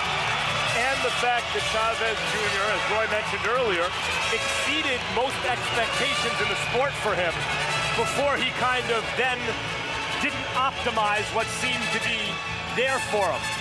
You know, no one expected him to dominate some good contenders to the extent he has and come so close to winning the legitimate middleweight championship of the world. And now let's go to ring announcer Michael Buffer for the official introductions. Ladies and gentlemen, Bob Arum's Top Rank Incorporated and Zanfer Promotions, along with Arthur Polulo's Banner Promotions, proudly presents the main event of the evening. 12 rounds of boxing for the vacant WBC Continental America's Super Middleweight Championship. Sponsored by Tecate con Caracter and sanctioned by the Texas Department of Licensing and Regulation, Chairman William Kunz, WBC Supervisor Craig Hubble. The three judges at ringside scoring this fight, Ruben Carrion, Max DeLuca, and David Sutherland. And inside the ring, in charge of the action at the bell, referee Rafael Ramos. And now, the officials are ready. The fighters are ready. From San Antonio, Texas, let's get ready to rumble!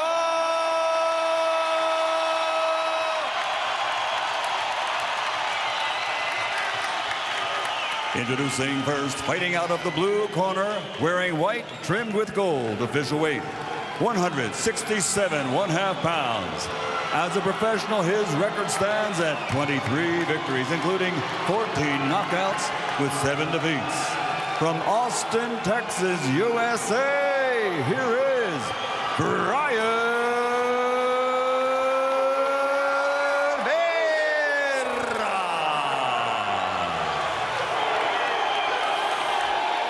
And fighting out of the red corner, wearing red, trimmed with black and yellow, officially weighing in the same, 167 1/2 pounds. As a professional, 47 victories, including 32 knockouts, 1 defeat, 1 draw, 1 no contest. Damas y caballeros de Culiacán, Sinaloa, Mexico, the former middleweight champion of the world, Julio Cesar Chavez Jr.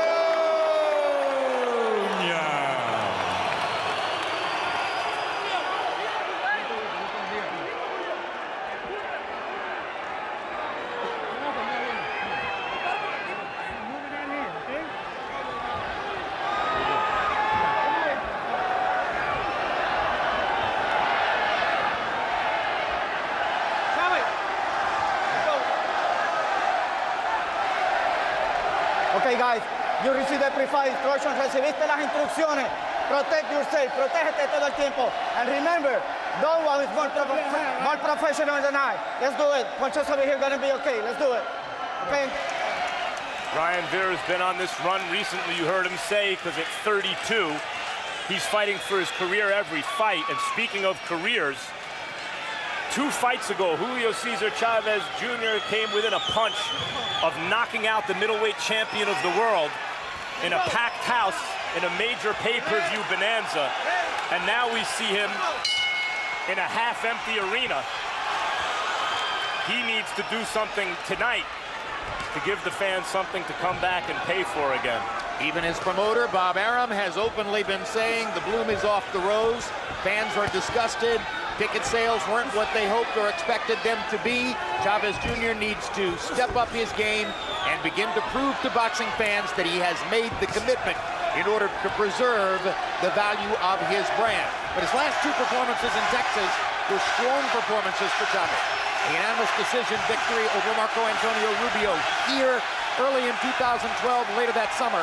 The knockout of Andy Lee in El Paso that set up the title shot against Martinez and may have been his most impressive fight. Starting out very early here, leading with jabs, leading with right hands. Definitely not coming out to give Vera any added confidence. Much more active in round 1 than was the case last September as Julio Cesar Chavez Jr. He was clearly trying to conserve energy then, trying to make it through 12 or 10 rounds, even though under condition. Here, he looks ready to fight, and he's doing it. Well, one reason Chavez Jr. has been a draw throughout his career, and he's maybe not given enough credit for it, he makes good fights. He has a pretty fan-friendly style, generally involved in good action fights, and that's one of the reasons the fans have responded to him. Well, he has a terrific chin. Some would say a spectacular chin. So he doesn't really try to avoid contact all that much. There's not a lot of head movement. There's not a lot of foot movement aimed at getting away. He's stepping in there to throw. Yeah. And Brian Vera is actually stepping in there to throw himself today. He just threw a really good right hand at Chavez. Vera's showing some good timing so far in this first round.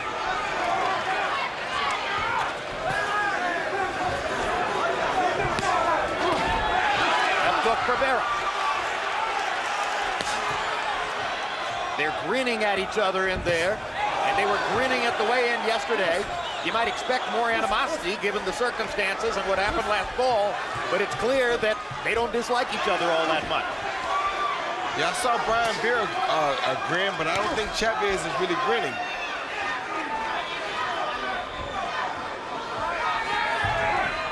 You saw the CompuBox graphic before the fight that showed that last fall in Carson, California, Vera outthrew Chavez by more than 2-1. Tonight, in round 1, Chavez Jr. outthrowing Vera. Good hook. Excellent left hook by Chavez Jr. Right hand lead landed too.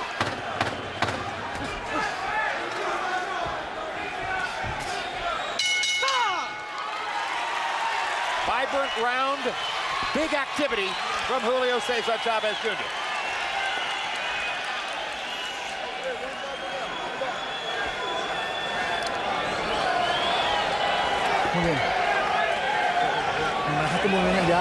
Just like that. Flex your base. Good. Just don't wait for his punches. All right? Good. We got to work. We got to work very well. Breathe. How was it? Good. I need you to get closer. The jab is working for you when you're closer. You got too much resistance on the outside, okay? Keep the head moving while you're going in, and then go with the jab, okay? Everything was good. That was a good round. All right? Everything is good. He's seen Lee hit him with a lead left hook, beautiful lead left hook right on the button, and Vera just comes up and smiles as to say, oh, I took a lot of those last time, and I'm willing to take them tonight. The lead left hook was set up and made effective by the fact that Chavez threw 54 jabs in the round and landed 11 of them. All in all, 17 out of 69. Brian Vera, 15 out of 53 in an active, hard-punching first round.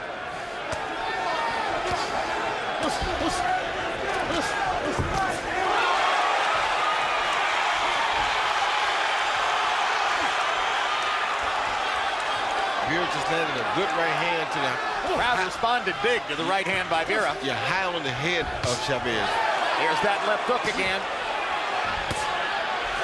Alternating the jab and the left hook, mixing in the right hand. Looking good in round 2, Julio Cesar Chavez. Yeah, he's making Vera reach down at the jab to the body, and then he's faking down with it and coming with the left hook on the outside.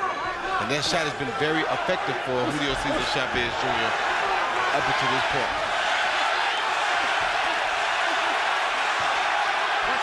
got a lot of heart. Won't back off.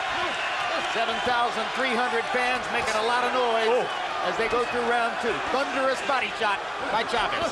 Yeah, you know, eventually he's going to have to sit down and fight with Vera because Vera's just coming forward like he's the man. And Chavez has to change all of this from the first fight. And actually, when Chavez Jr. is at his best, I believe it's when he's fighting like his dad. When he's using his size and his strength to slowly break fighters down and really punish the body.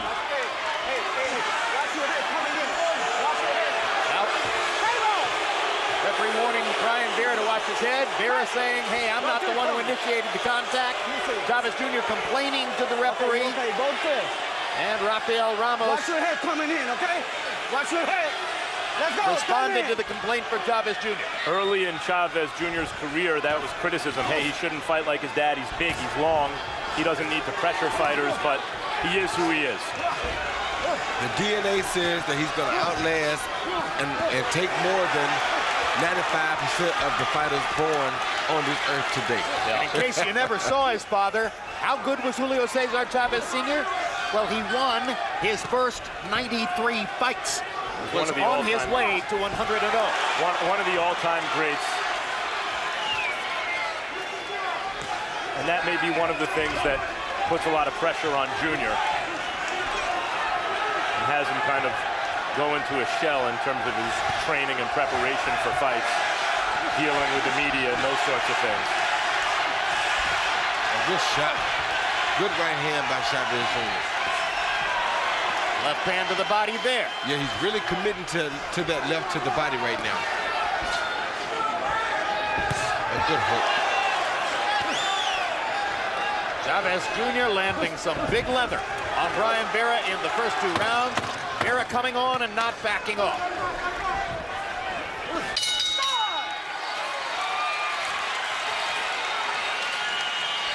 April 12, live on HBO pay-per-view, the rematch of Manny Pacquiao against Timothy Bradley. In their first fight, Bradley won a hotly disputed decision.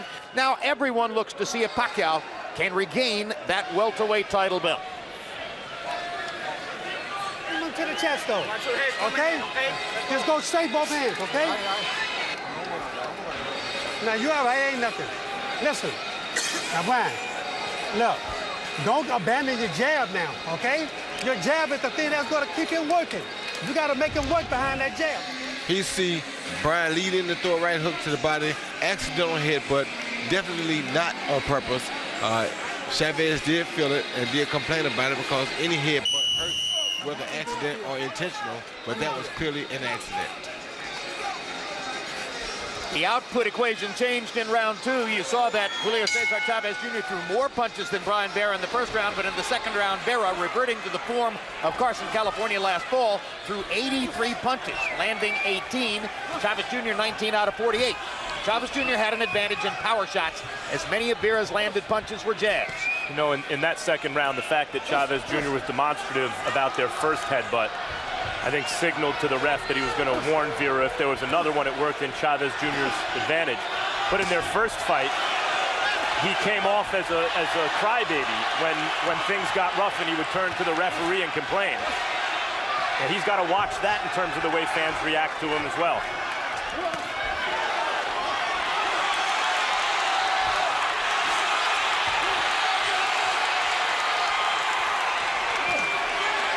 And Vera has some heart, son, I tell you. Good, solid left hook from Vera. Just as was the case in Carson. You see that Vera, when he lands his shots, is not able to move or hurt Chavez in the same way that Chavez rains on him when he brings the level.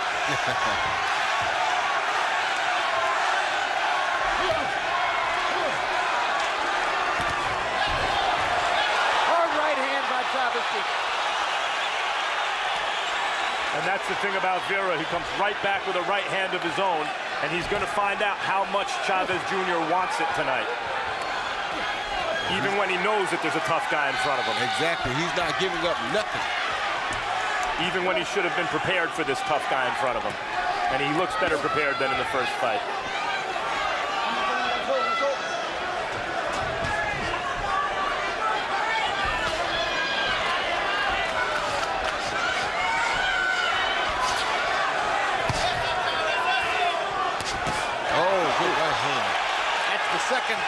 Very hard right cross that Chavez Jr.'s landed in this round. Oh, and there's a big one from Vera. Nice. And that was set up by the right hand that Vera came back with again right after Chavez rocked him.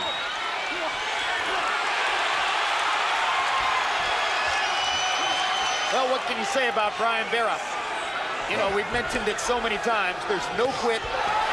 There's no dog. He will fight, fight, fight all night. See, even when Chavez keeps winning those right-hand exchanges, Vera doesn't let him get away with it without a price.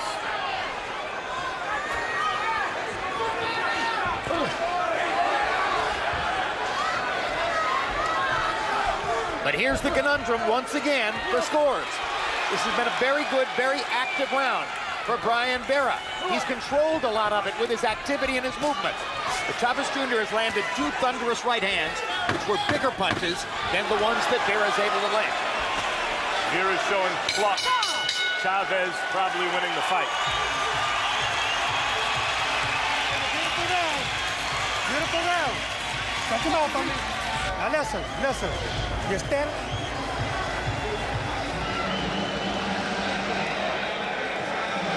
Good hook. Good hook by Chavez, followed by right hand, but that right hand was high on the head, which is why it probably didn't have so much effect on Brian Vera.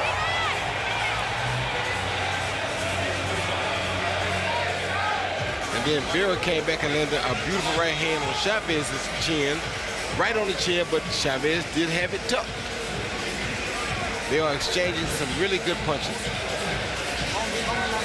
Doing good, doing good. We're winning. We got a counter punch.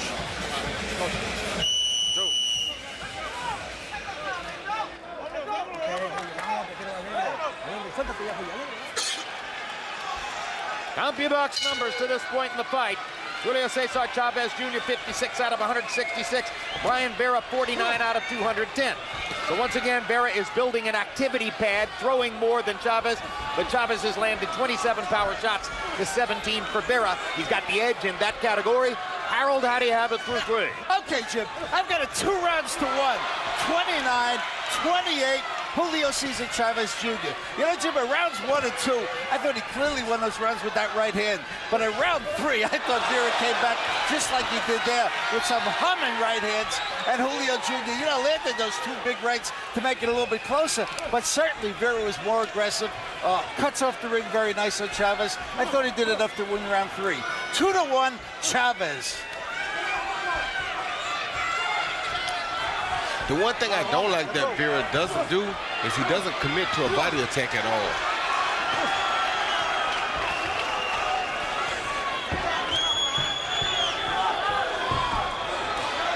And I wonder if the absence of a body attack from Vera is a concern or a fear about getting countered upstairs by Chavez. No, it's not. He's just not looking to throw to the body. Everything he throws is up top. He doesn't care at all about landing body shots. We saw in our first fight tonight, Lomachenko sustained his first pro loss and only the second loss of almost 400 fights, amateur and pro. Not put in the body work and come up just short with a late round rally. Vera would be wise to put in some work to the body. Yeah, because what he'll do is he'll allow Chavez Jr. to stay strong enough to still deliver a knockout blow like that in the end of the fight. Good body shot by Chavez Jr. there. Right hand from Chavez Jr.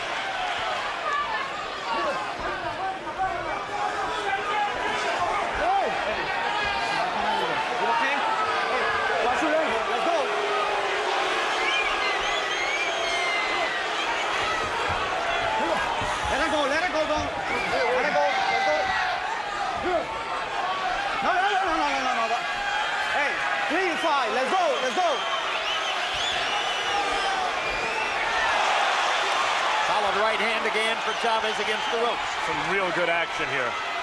Chavez, Vera just taking those right hands like it's nothing, but he won't take them all night, I guarantee. See, that's the best Chavez Jr., I think. It's not necessarily using his reach and his skills, but using his inside skills and his size and strength to wear down his opponent. And bludgeon the opponent. And that's what he did to Andy Lee.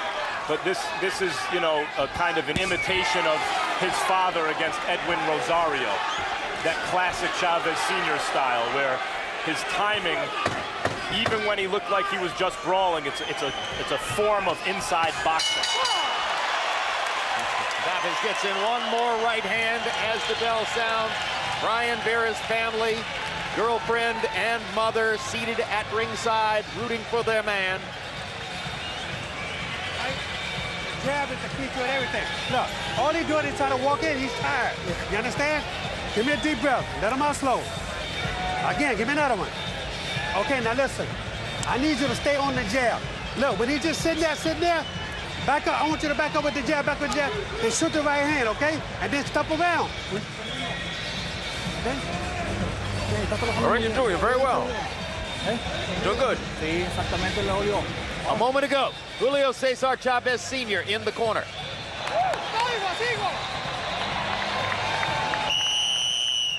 And this is typical of what he does throughout the fight. And it's one of the things that in the past has bothered Julio Cesar Chavez Jr. because he believes that his father spends too much time running around on the ring or at the ring apron near the edge of the ring, going to his corner, making it appear as though there's some reason to be concerned. That time, he was clearly celebrating.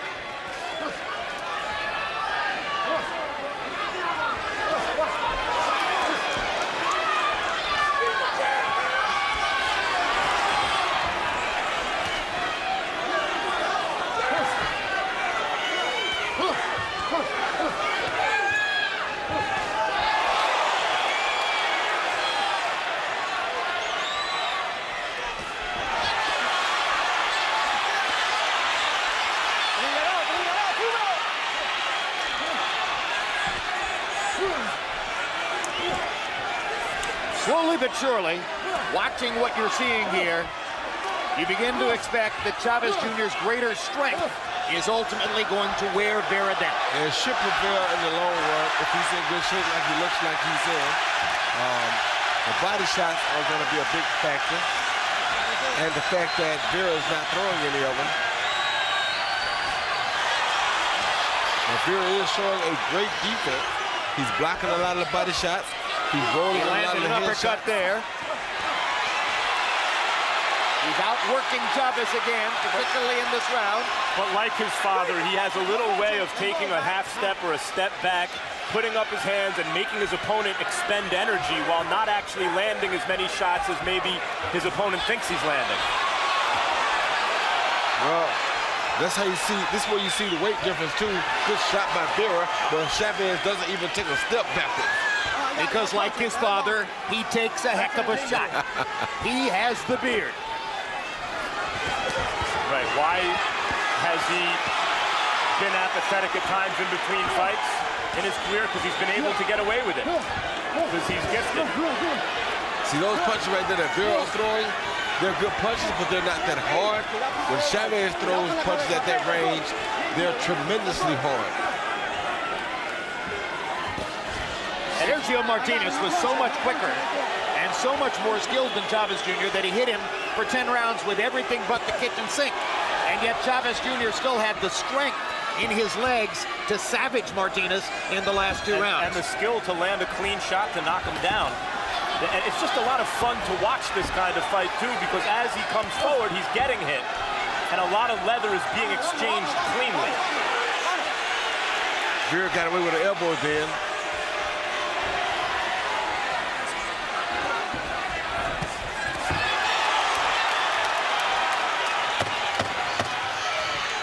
Mixes in enough skill for it to be fun to watch the technique and enough brutality to satisfy boxing fans' bloodlust.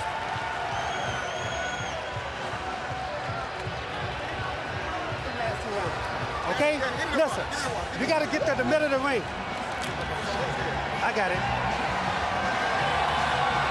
Look, I need you in the middle of the ring, okay? Put your arms down. Give me a deep breath, let it out slow. Now listen, I need you in the middle of the ring, okay? Now listen, when you... Hey, we're doing good, yeah. Here you see Chavez land this beautiful overhand right over the top of Vera's jab, which is his signature way of winning this fight. And Vera comes back with 1, 2, 3, 4, 5, 6, 7, 8, 9, 10 counter punches that are completely unanswered. And then Chavez plays with him a little Chavez bit. clowns for him. There was a graphic between rounds that highlighted the statistic that you focused on earlier, Roy, and it means so much. 33 landed body shots so far for Chavez Jr., and a lot of them are very hard body shots. Only 6 body shots so far in the fight for Brian Vera.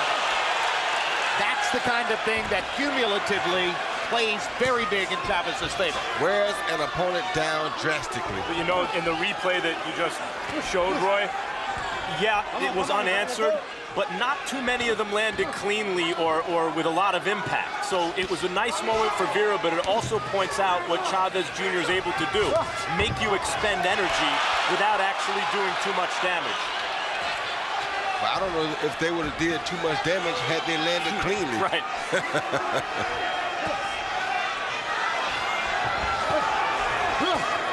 But Vera has the heart of a lion, I tell you that. Yeah, and he is nailing Chavez on Chavez's way in with some hard shots, especially right hand. And now Ramos warns Vera about using his shoulder. And that was a good left hook he just threw.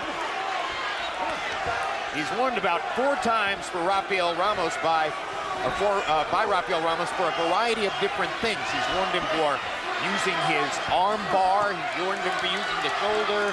He's warned him for headbutting, etc. And some of these warnings came at the behest of Chavez Jr., who turned to him and said, warn him for this. Yeah, he's a great professional in there, though. Vera is. Most guys who don't have this type of experience does not know how to apply all of these tricks, and it takes an experienced referee, as you see, to catch him. Because the last fight, Salido got away with tactics like this for an entire fight. For the entire fight. You know, in front of an experienced referee, by the way, but whatever. Chavez leaning all the way in the way he does, even at his height. Vera's little uppercuts on the inside are keeping him in this fight, I think. He's having a lot of success with them.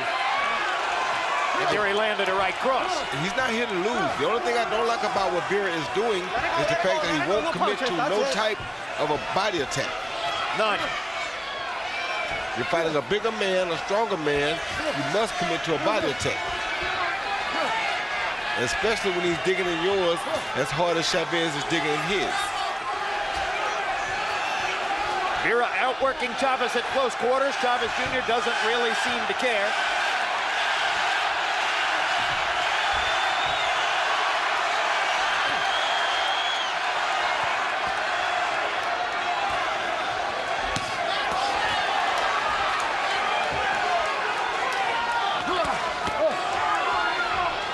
Chavez Jr. showing good defense, too. Hands down, just rolling with those punches. Very impressive.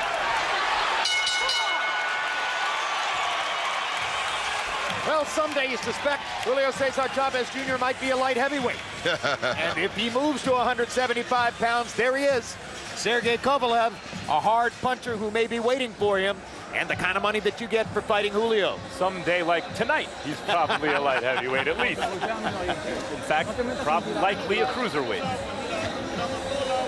Less water you're throwing. He's spilling it all over the place. Julio, don't go through the exchanges. Flex for your waist.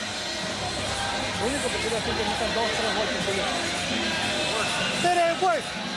Shoot, use the uppercuts and the body shot. Come on, man. I want you in the middle of the ring. I don't want to see you on the rope. And look, when you're right in front of it, keep your hands up and move their head. Here you see Brian Vera's head spin back like he's on the exorcist off of his right hand. His head went halfway behind his back, it looks like, and he comes right back with a right hand of his own. Legs never buckle, eyes never really blink, and this guy's really a tough and focused guy. So here's the statistical reversal from what happened in Carson. In Carson, Brian Vera significantly outlanded Julio Cesar Chavez Jr., outlanded him 2-1 in many rounds. So far tonight, Chavez Jr. outlanding Vera in every single round so far, landing 112 punches to 96 for Brian Vera. Harold, you weren't in Carson, but you're here tonight. How do you have it? Hey, Jim, I got to tell you something. an armbar is the weapon that Ronda Rousey uses, not Julio Cesar Chavez Jr. Anyway, 4 rounds to 2, 58-56, Julio Cesar Chavez Jr. I like him because he lands that right hand, and Brian Vera's head does a 360. I mean, it's just incredible. His punches are so much harder than Vera's. I thought Vera outworked him in round 6 to win that round, but really Chavez is winning the fight because he got a lot more power doing a lot more damage. 4-2, Chavez. Difference between Chavez Jr. and Ronda Rousey is Ronda Rousey right now is a bigger pay-per-view draw because fans know she always shows up and gives her best. Chavez connected with fans, and maybe tonight is a step in the direction what he's doing in the ring so far, reconnecting with his fans. Harold basically has it 4 rounds to 2. I would not be shocked if there's an official scorecard somewhere around ringside here that has it 6 rounds to love for Julio Cesar Chavez Jr. I wouldn't either.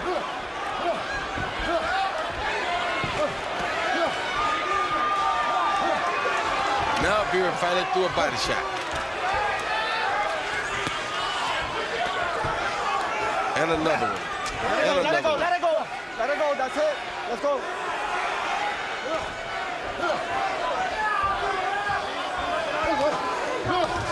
Good hook by Vera on the inside. And good overhead by Chavez.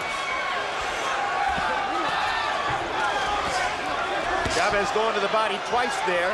One of them might have been a tad low, but again, the contrast is Vera doesn't throw to the body.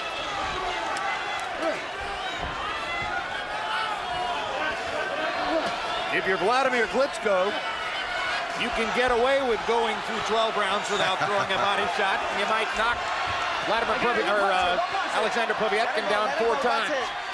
But most fighters can't get away with that, especially against a more powerful opponent. Yeah, look what happened when Lomachenko in the first fight went to, good right hand by Chavez. When he went to the body late, Salido admitted he had him hurt. It looked like he almost went down, and he hadn't gone to the body all fight. And here it looks like Chavez's body shots are starting to really pay off. These two guys are really fighting.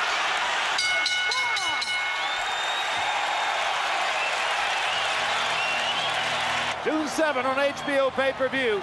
A fascinating middleweight championship fight. Puerto Rican superstar Miguel Cotto moves up in weight to take on the longtime 160-pound kingpin and conqueror of Julio Cesar Chavez Jr., Sergio Martinez of Argentina. Live from Madison Square Garden.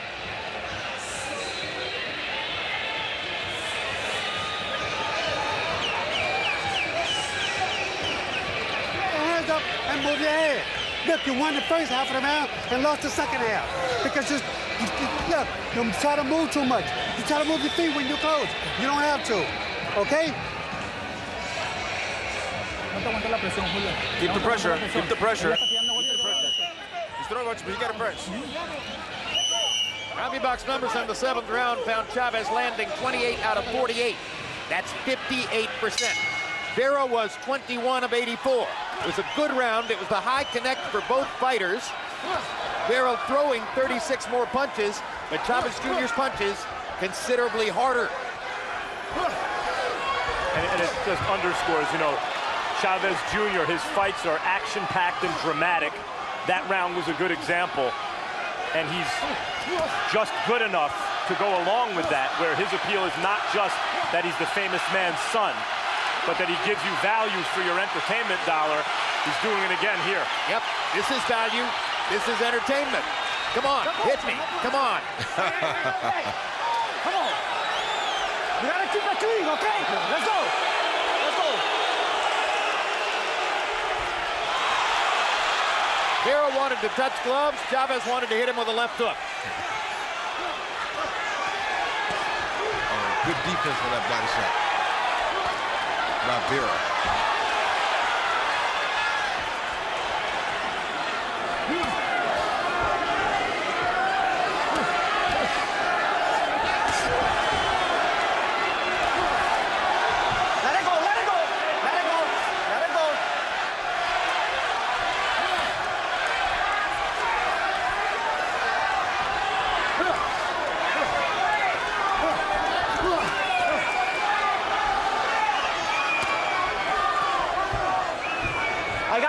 punching, no punching, no punching. Para atrás, para atrás.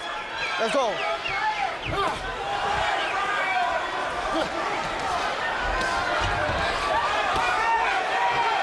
More body shots by Chavez. And then Chavez creates space and pushes Vera off him so he can continue to land. Another hard left to the body. Chavez focusing on body shots at this point and then erupting with the right hand upstairs.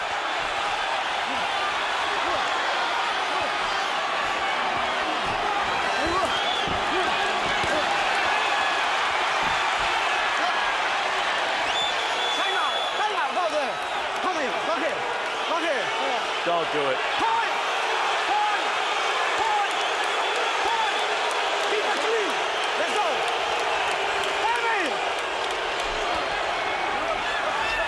I'm not even sure what the deduction was for. When Chavez came in, Vera leaned on him and he pushed down, and the ref had warned Vera before this. But it didn't seem that the problem was so bad that it deserved the point deduction. Agreed. Nor did I see the ref say last time that the next time it cost you a point, although maybe he did. And I'm told that our rules expert, Steve Weisfeld, agrees with you, Max, that that was not sufficient for a point to be deducted. Particularly in Texas, in a Chavez Jr. fight, you'd like to avoid the appearance of favoritism. Yeah. Oh, what a good fight anyway.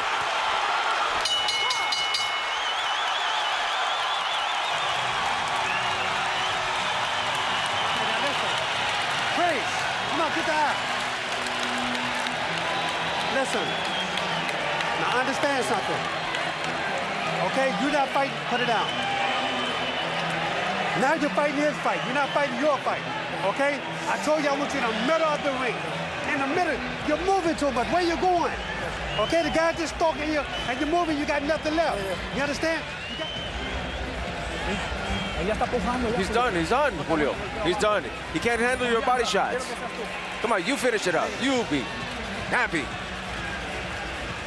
The reason the referee gave him a warning right here is because Vera put his glove in his elbow right on Chavez's head, which caused his neck to go down, and that could cause injury. And that's why he gave him a warning. So do you think it was a good point deduction? Good warning, yes.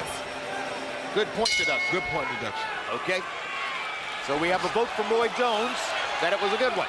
If he had warned him earlier in the fight that the next time it'll cost you a point, then I agree. Maybe I missed it. If not, I think you got to give a stern warning and that tell him that the next time it will be. I believe he talked to him about it early in the fight. I did not see him say that the next one would cost him a point. No, he told him not to do it before, and if he did it again, or the kid did it again, so he just took a point. Chavez only threw 36 punches in the round, but he landed 21 of them. You heard his trainer, Vladimir Valdenebro, between rounds saying he can't handle your body shots. And Roy, point taken and point taken. Further advantage for Chavez, who seems to be winning the fight anyway.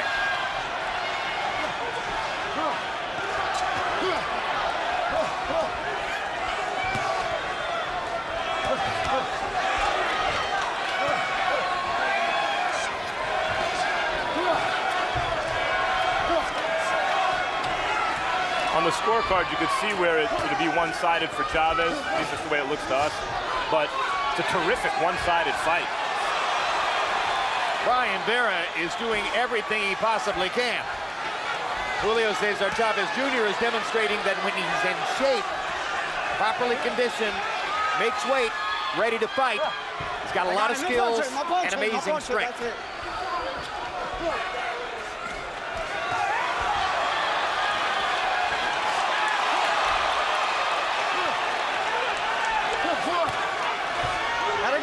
Let it go. Atrás.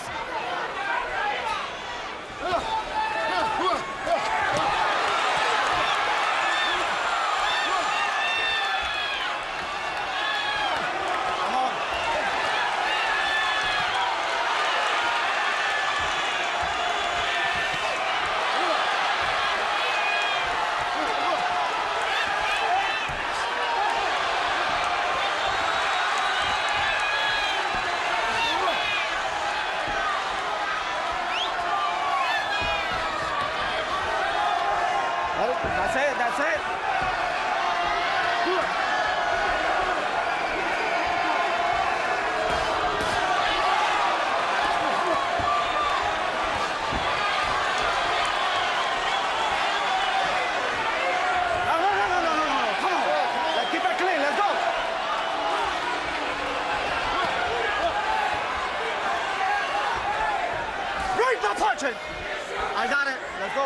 para atrás.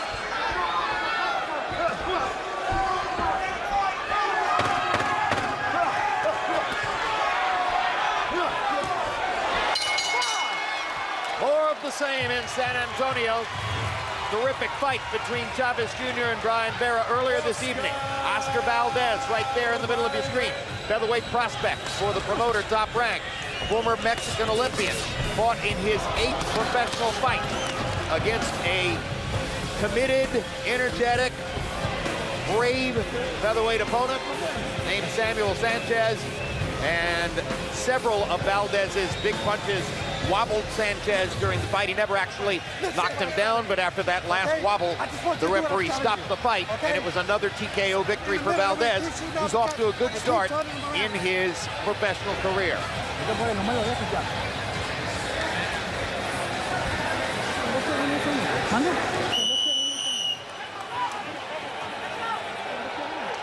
Vasily now.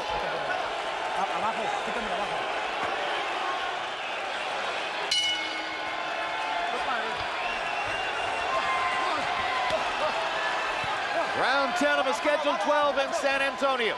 Spirited effort for both fighters. Harold Letterman, how do you have it so far? Okay, Jim, I got an 87-83, 6 rounds to 3, Julio Cesar Chavez Jr. Now listen to me a second, Jim. Rafael Ramos was mad because he kept walking in and nearly got hit on the jaw about 5 times.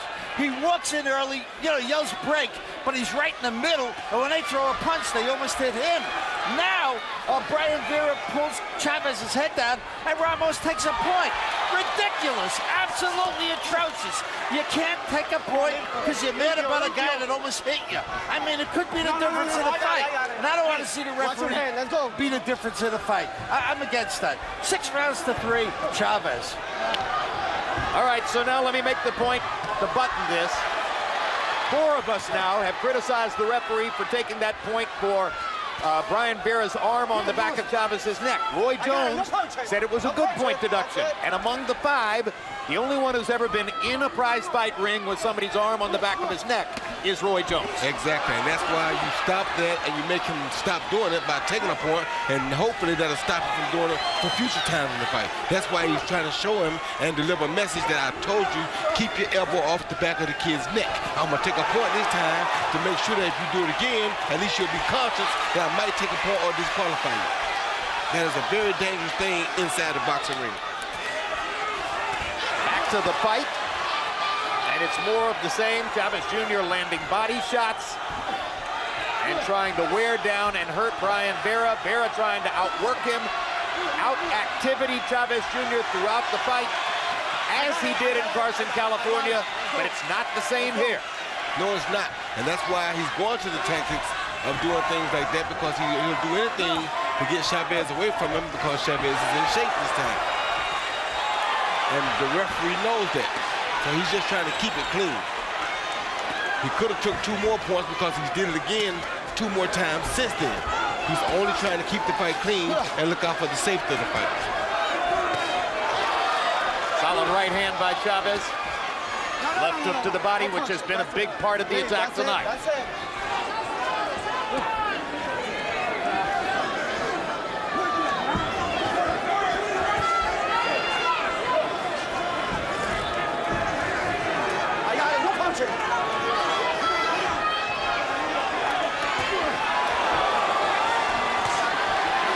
Rugged super middleweight fight. Big hearts by both fighters.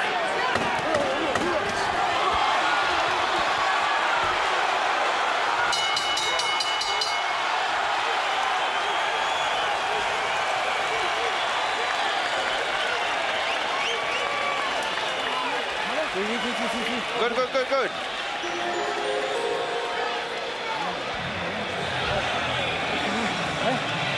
What? I heard him. Yeah, you did. You have him heard. Whatever you want to finish it, you can finish it. The eye. Ba't the on the eye?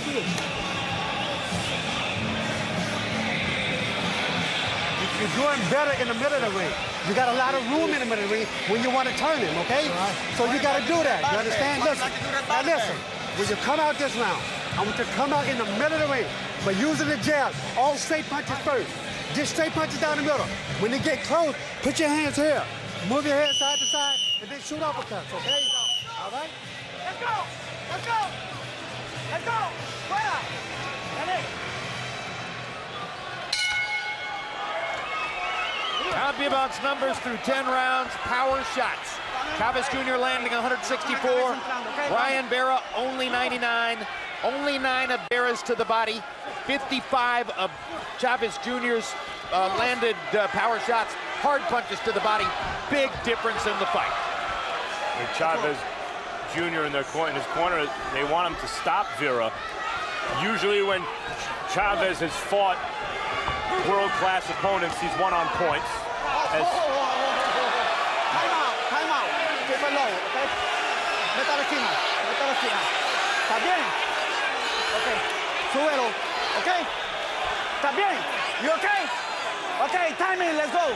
Okay, so Chavez gets a warning, but not a deduction. But anyway, Chavez has generally scored decisions when he's stepped up against world-class fighters. As Andre Ward would point out, it's because most guys get decisions when they're fighting world-class fighters. But it would be a feather in his cap to get a stoppage here. He rode the momentum of stopping Andy Lee into the Sergio Martinez fight and almost got a stoppage there. Midnight on the East Coast, 11 p.m. here in San Antonio. Spirited battle between Brian Vera in the white trunks, Julio Cesar Chavez Jr. in the red. Chavez Jr. much livelier here tonight in the rematch with Vera than was the case last fall in Carson, California, where he was awarded, and I do mean awarded, a very controversial unanimous decision. If he gets a unanimous decision win over Vera tonight, no one will complain. He's put up a heck of a show. And Brian Vera has one beard on him. Oh, he boy. can absolutely take a punch. He just took 2 of the best Chavez punches that you ever want to see delivered.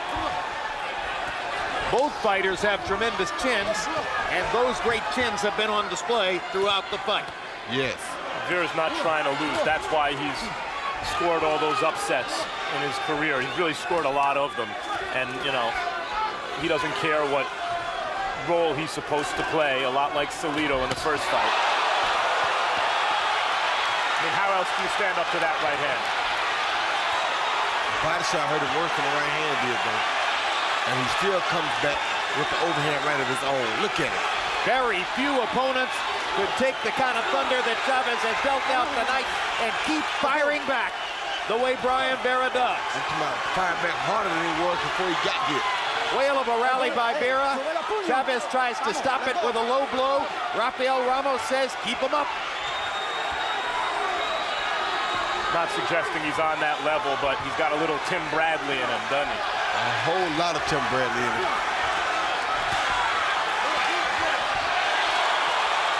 Big left hook by Chavez. Not enough to slow Vera down.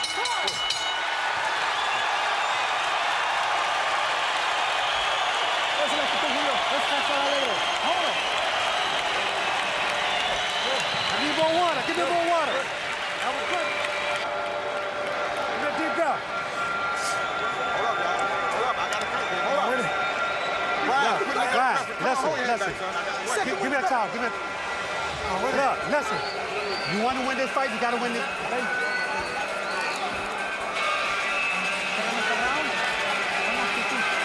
This is yours.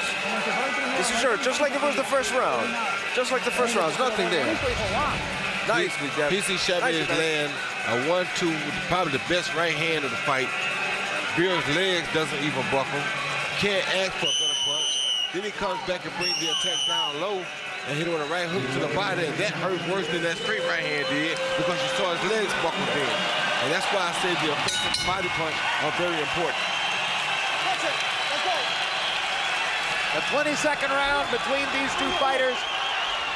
Brian Vera has given everything he's got through those 22 rounds against Julio Cesar Chavez Jr.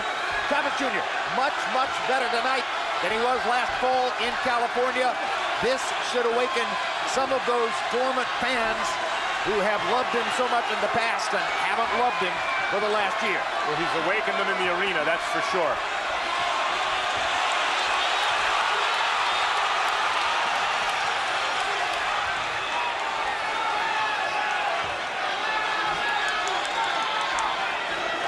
be surprised if the crowd wasn't bigger the next time. Instead of a dwindling fan base, maybe he can turn that around, reminding people of what he's capable of and at least the excitement he can deliver when he takes his career more seriously. Chavez's legs go out from under him. His feet going to the outside both ways. It's a slip, back up.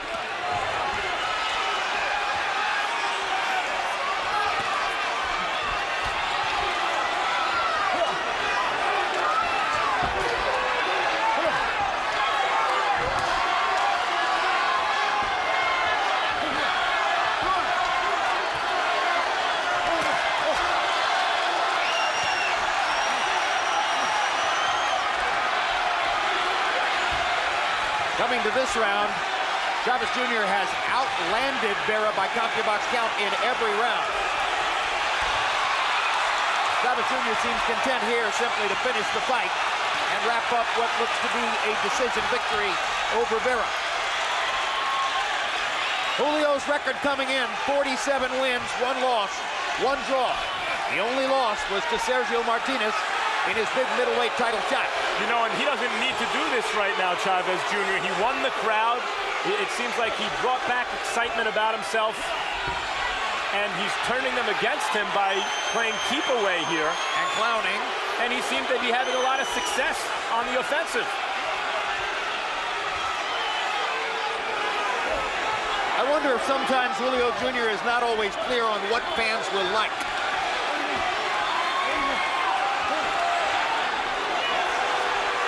Just when you thought he might press for a knockout, I think Vera showed him, you ain't knocking me out. And Junior thought, okay, then I'm just going to win on points. Why bother trying to get the knockout? Crowd wanted to see the opposite. That's why you heard a few boos. A curious turn of events, the last 2 minutes of a terrific fight.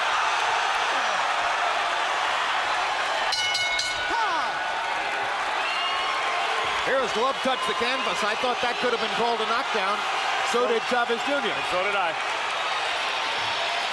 I think Rafael Ramos was ready just to go ahead and finish the fight.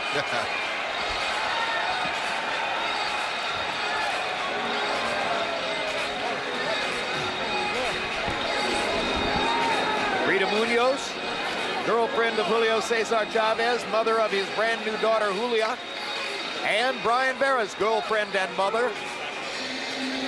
Different perspectives as they watch and wait for the official scorecards.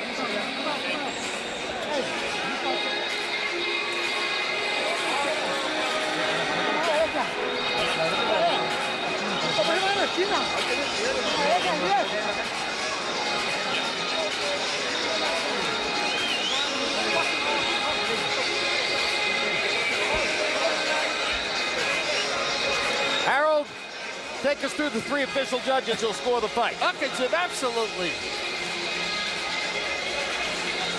Okay. Ruben Carrion, a judge from Texas. Pretty good judge. He's been working quite a while. I think he'll do a good job tonight. Max DeLuca from California. Well, here, Ruben Carrion had Brian Vera winning over Sergio Mora in the second fight. Max DeLuca from California, almost a member of my family, had Andre Ward over Edward Rodriguez in a, virtual shutout for Andre. And the third judge, David Sutherland, one of my favorite judges from Oklahoma, had James Kirkland, had Carlos Molina ahead of James Kirkland at the time of the TKO, and that was the right score. That was the right score. Yeah. So I think we get 3 good judges here tonight, Jim. And let's go to Michael Buffer for the official scores on this one. Ladies and gentlemen, from the Alamo Dome, we go to the official scorecards. The winner will be the WBC Super Middleweight Continental America's champion. Here are the score totals. David Sutherland scores at 114 to 113. Max DeLuca and Ruben Carrion score at 117 to 110. All 3 for the winner by unanimous decision, Julio Cesar Chavez Jr. And I believe Harold Letterman's scorecard was in the range of 117, 110 as well. Just about the same thing. He tells me 116, 111. So the anomaly was that 114, 113, a much closer fight than the rest of us appeared to see. In fact, that scorecard would have been a draw without the point deduction against Vera for the arm on the back of the neck. And the fight was, by our lights, certainly not a draw. As Chavez Jr. landed by far the harder punches, landed more punches, and particularly raked Vera to the body while Vera was throwing virtually no body shots. And here are the CompuBox numbers. Chavez Jr. landing 51 more punches in the fight and landing more than Vera in all of the first 11 rounds. Vera throwing 435 more punches, but nevertheless getting outlanded as Chavez Jr. landed 62% of his power shots. Wow. I'm not sure when I've seen a fighter land 62% of his power shots in a 12-round fight. Goes to show you that Brian Vera is not exactly a defensive specialist. Punch Zone shows you the location of the landed punches, and 32 body shots landed on the body of Chavez, whereas 87, almost 3 times as many, landed on the body of Vera. And 169 headshots landed on Vera, many of them thunderous shots. You wonder how a man takes those punches and is still walking around smiling and animated the way he was at the end of the fight. Brian Vera has a whale of a chin. Let's go to Max Kellerman with the winner. Congratulations, Julio. What was the difference in the preparation between this fight and your last fight? Esta vez me preparé para ganar round por round, y no me preparé para dar el peso. This time I prepared to win round by round and not to make weight. How was your preparation for making the weight different? You seemed to come out fast and maintain that pace throughout the fight. Sí, dile que ya una semana antes estaba en el peso, eso no me debilitó físicamente y pude trabajar los 12 rounds, dile. A week before I was on weight and I was able to work, and losing the weight wasn't a problem, and it didn't take my strength away. Me lastimé la mano otra vez en el 10º round cuando lo puse mal, y mi pie plano, dile, me ha dado problemas. In the 10th round I hurt my hand, and also my flat foot is also giving me problems. Is that why when it looked like you might press for a knockout in the last round, you started playing keep away? Sí, bueno, lo lastimé, me lastimé la mano y decidí seguir ganando rounds. Vera es un peleador que cuando lo atacas, cuando lo lastimas, es más peligroso, así que pusimos mucha atención en eso. I hurt him, I hurt my hand, so we decided to keep the distance, and he's the type of fighter who is very dangerous when he's hurt, so we were very careful with that. 2 fights ago, you were in a major pay-per-view bonanza, and you came within a hair of knocking out Sergio Martinez for the middleweight championship of the world. Since then, it seems, some of your fans have left you or turned on you. Do you think tonight is the kind of fight that can start winning them back? Sí, de una mejor pelea. Esta es una mejor versión de mí, pero voy a dar más para la gente. I gave a better fight. This is a better version of myself, but I will give more for the people. Y dile que después si Sergio Martínez le gana a Cotto, ojalá y me dé la revancha de las 160 libras. Dile a Max que se acuerde que antes decía que yo le tengo miedo, y él sabe que ahora Sergio Martínez me tiene miedo a mí. If Sergio Martinez beats Cotto, we should do the rematch. And you said that Sergio Martinez, that he was scared of Sergio Martinez. Now Sergio Martinez is scared of him. There's been talk about you and Gennady Golovkin next. Tell me about that. I like that fight because Gennady Golovkin is a great fighter, a strong fighter, you know, undefeated, one of the best in middleweight division. I like to fight Gennady Golovkin next. Congratulations on a great performance tonight, Julio. Hope to see you soon. Thank you, Max. One. This fight is for José Suleiman, que murió hace poco tiempo. Es para él y para mi hija Julia. Muchas gracias a todo Texas.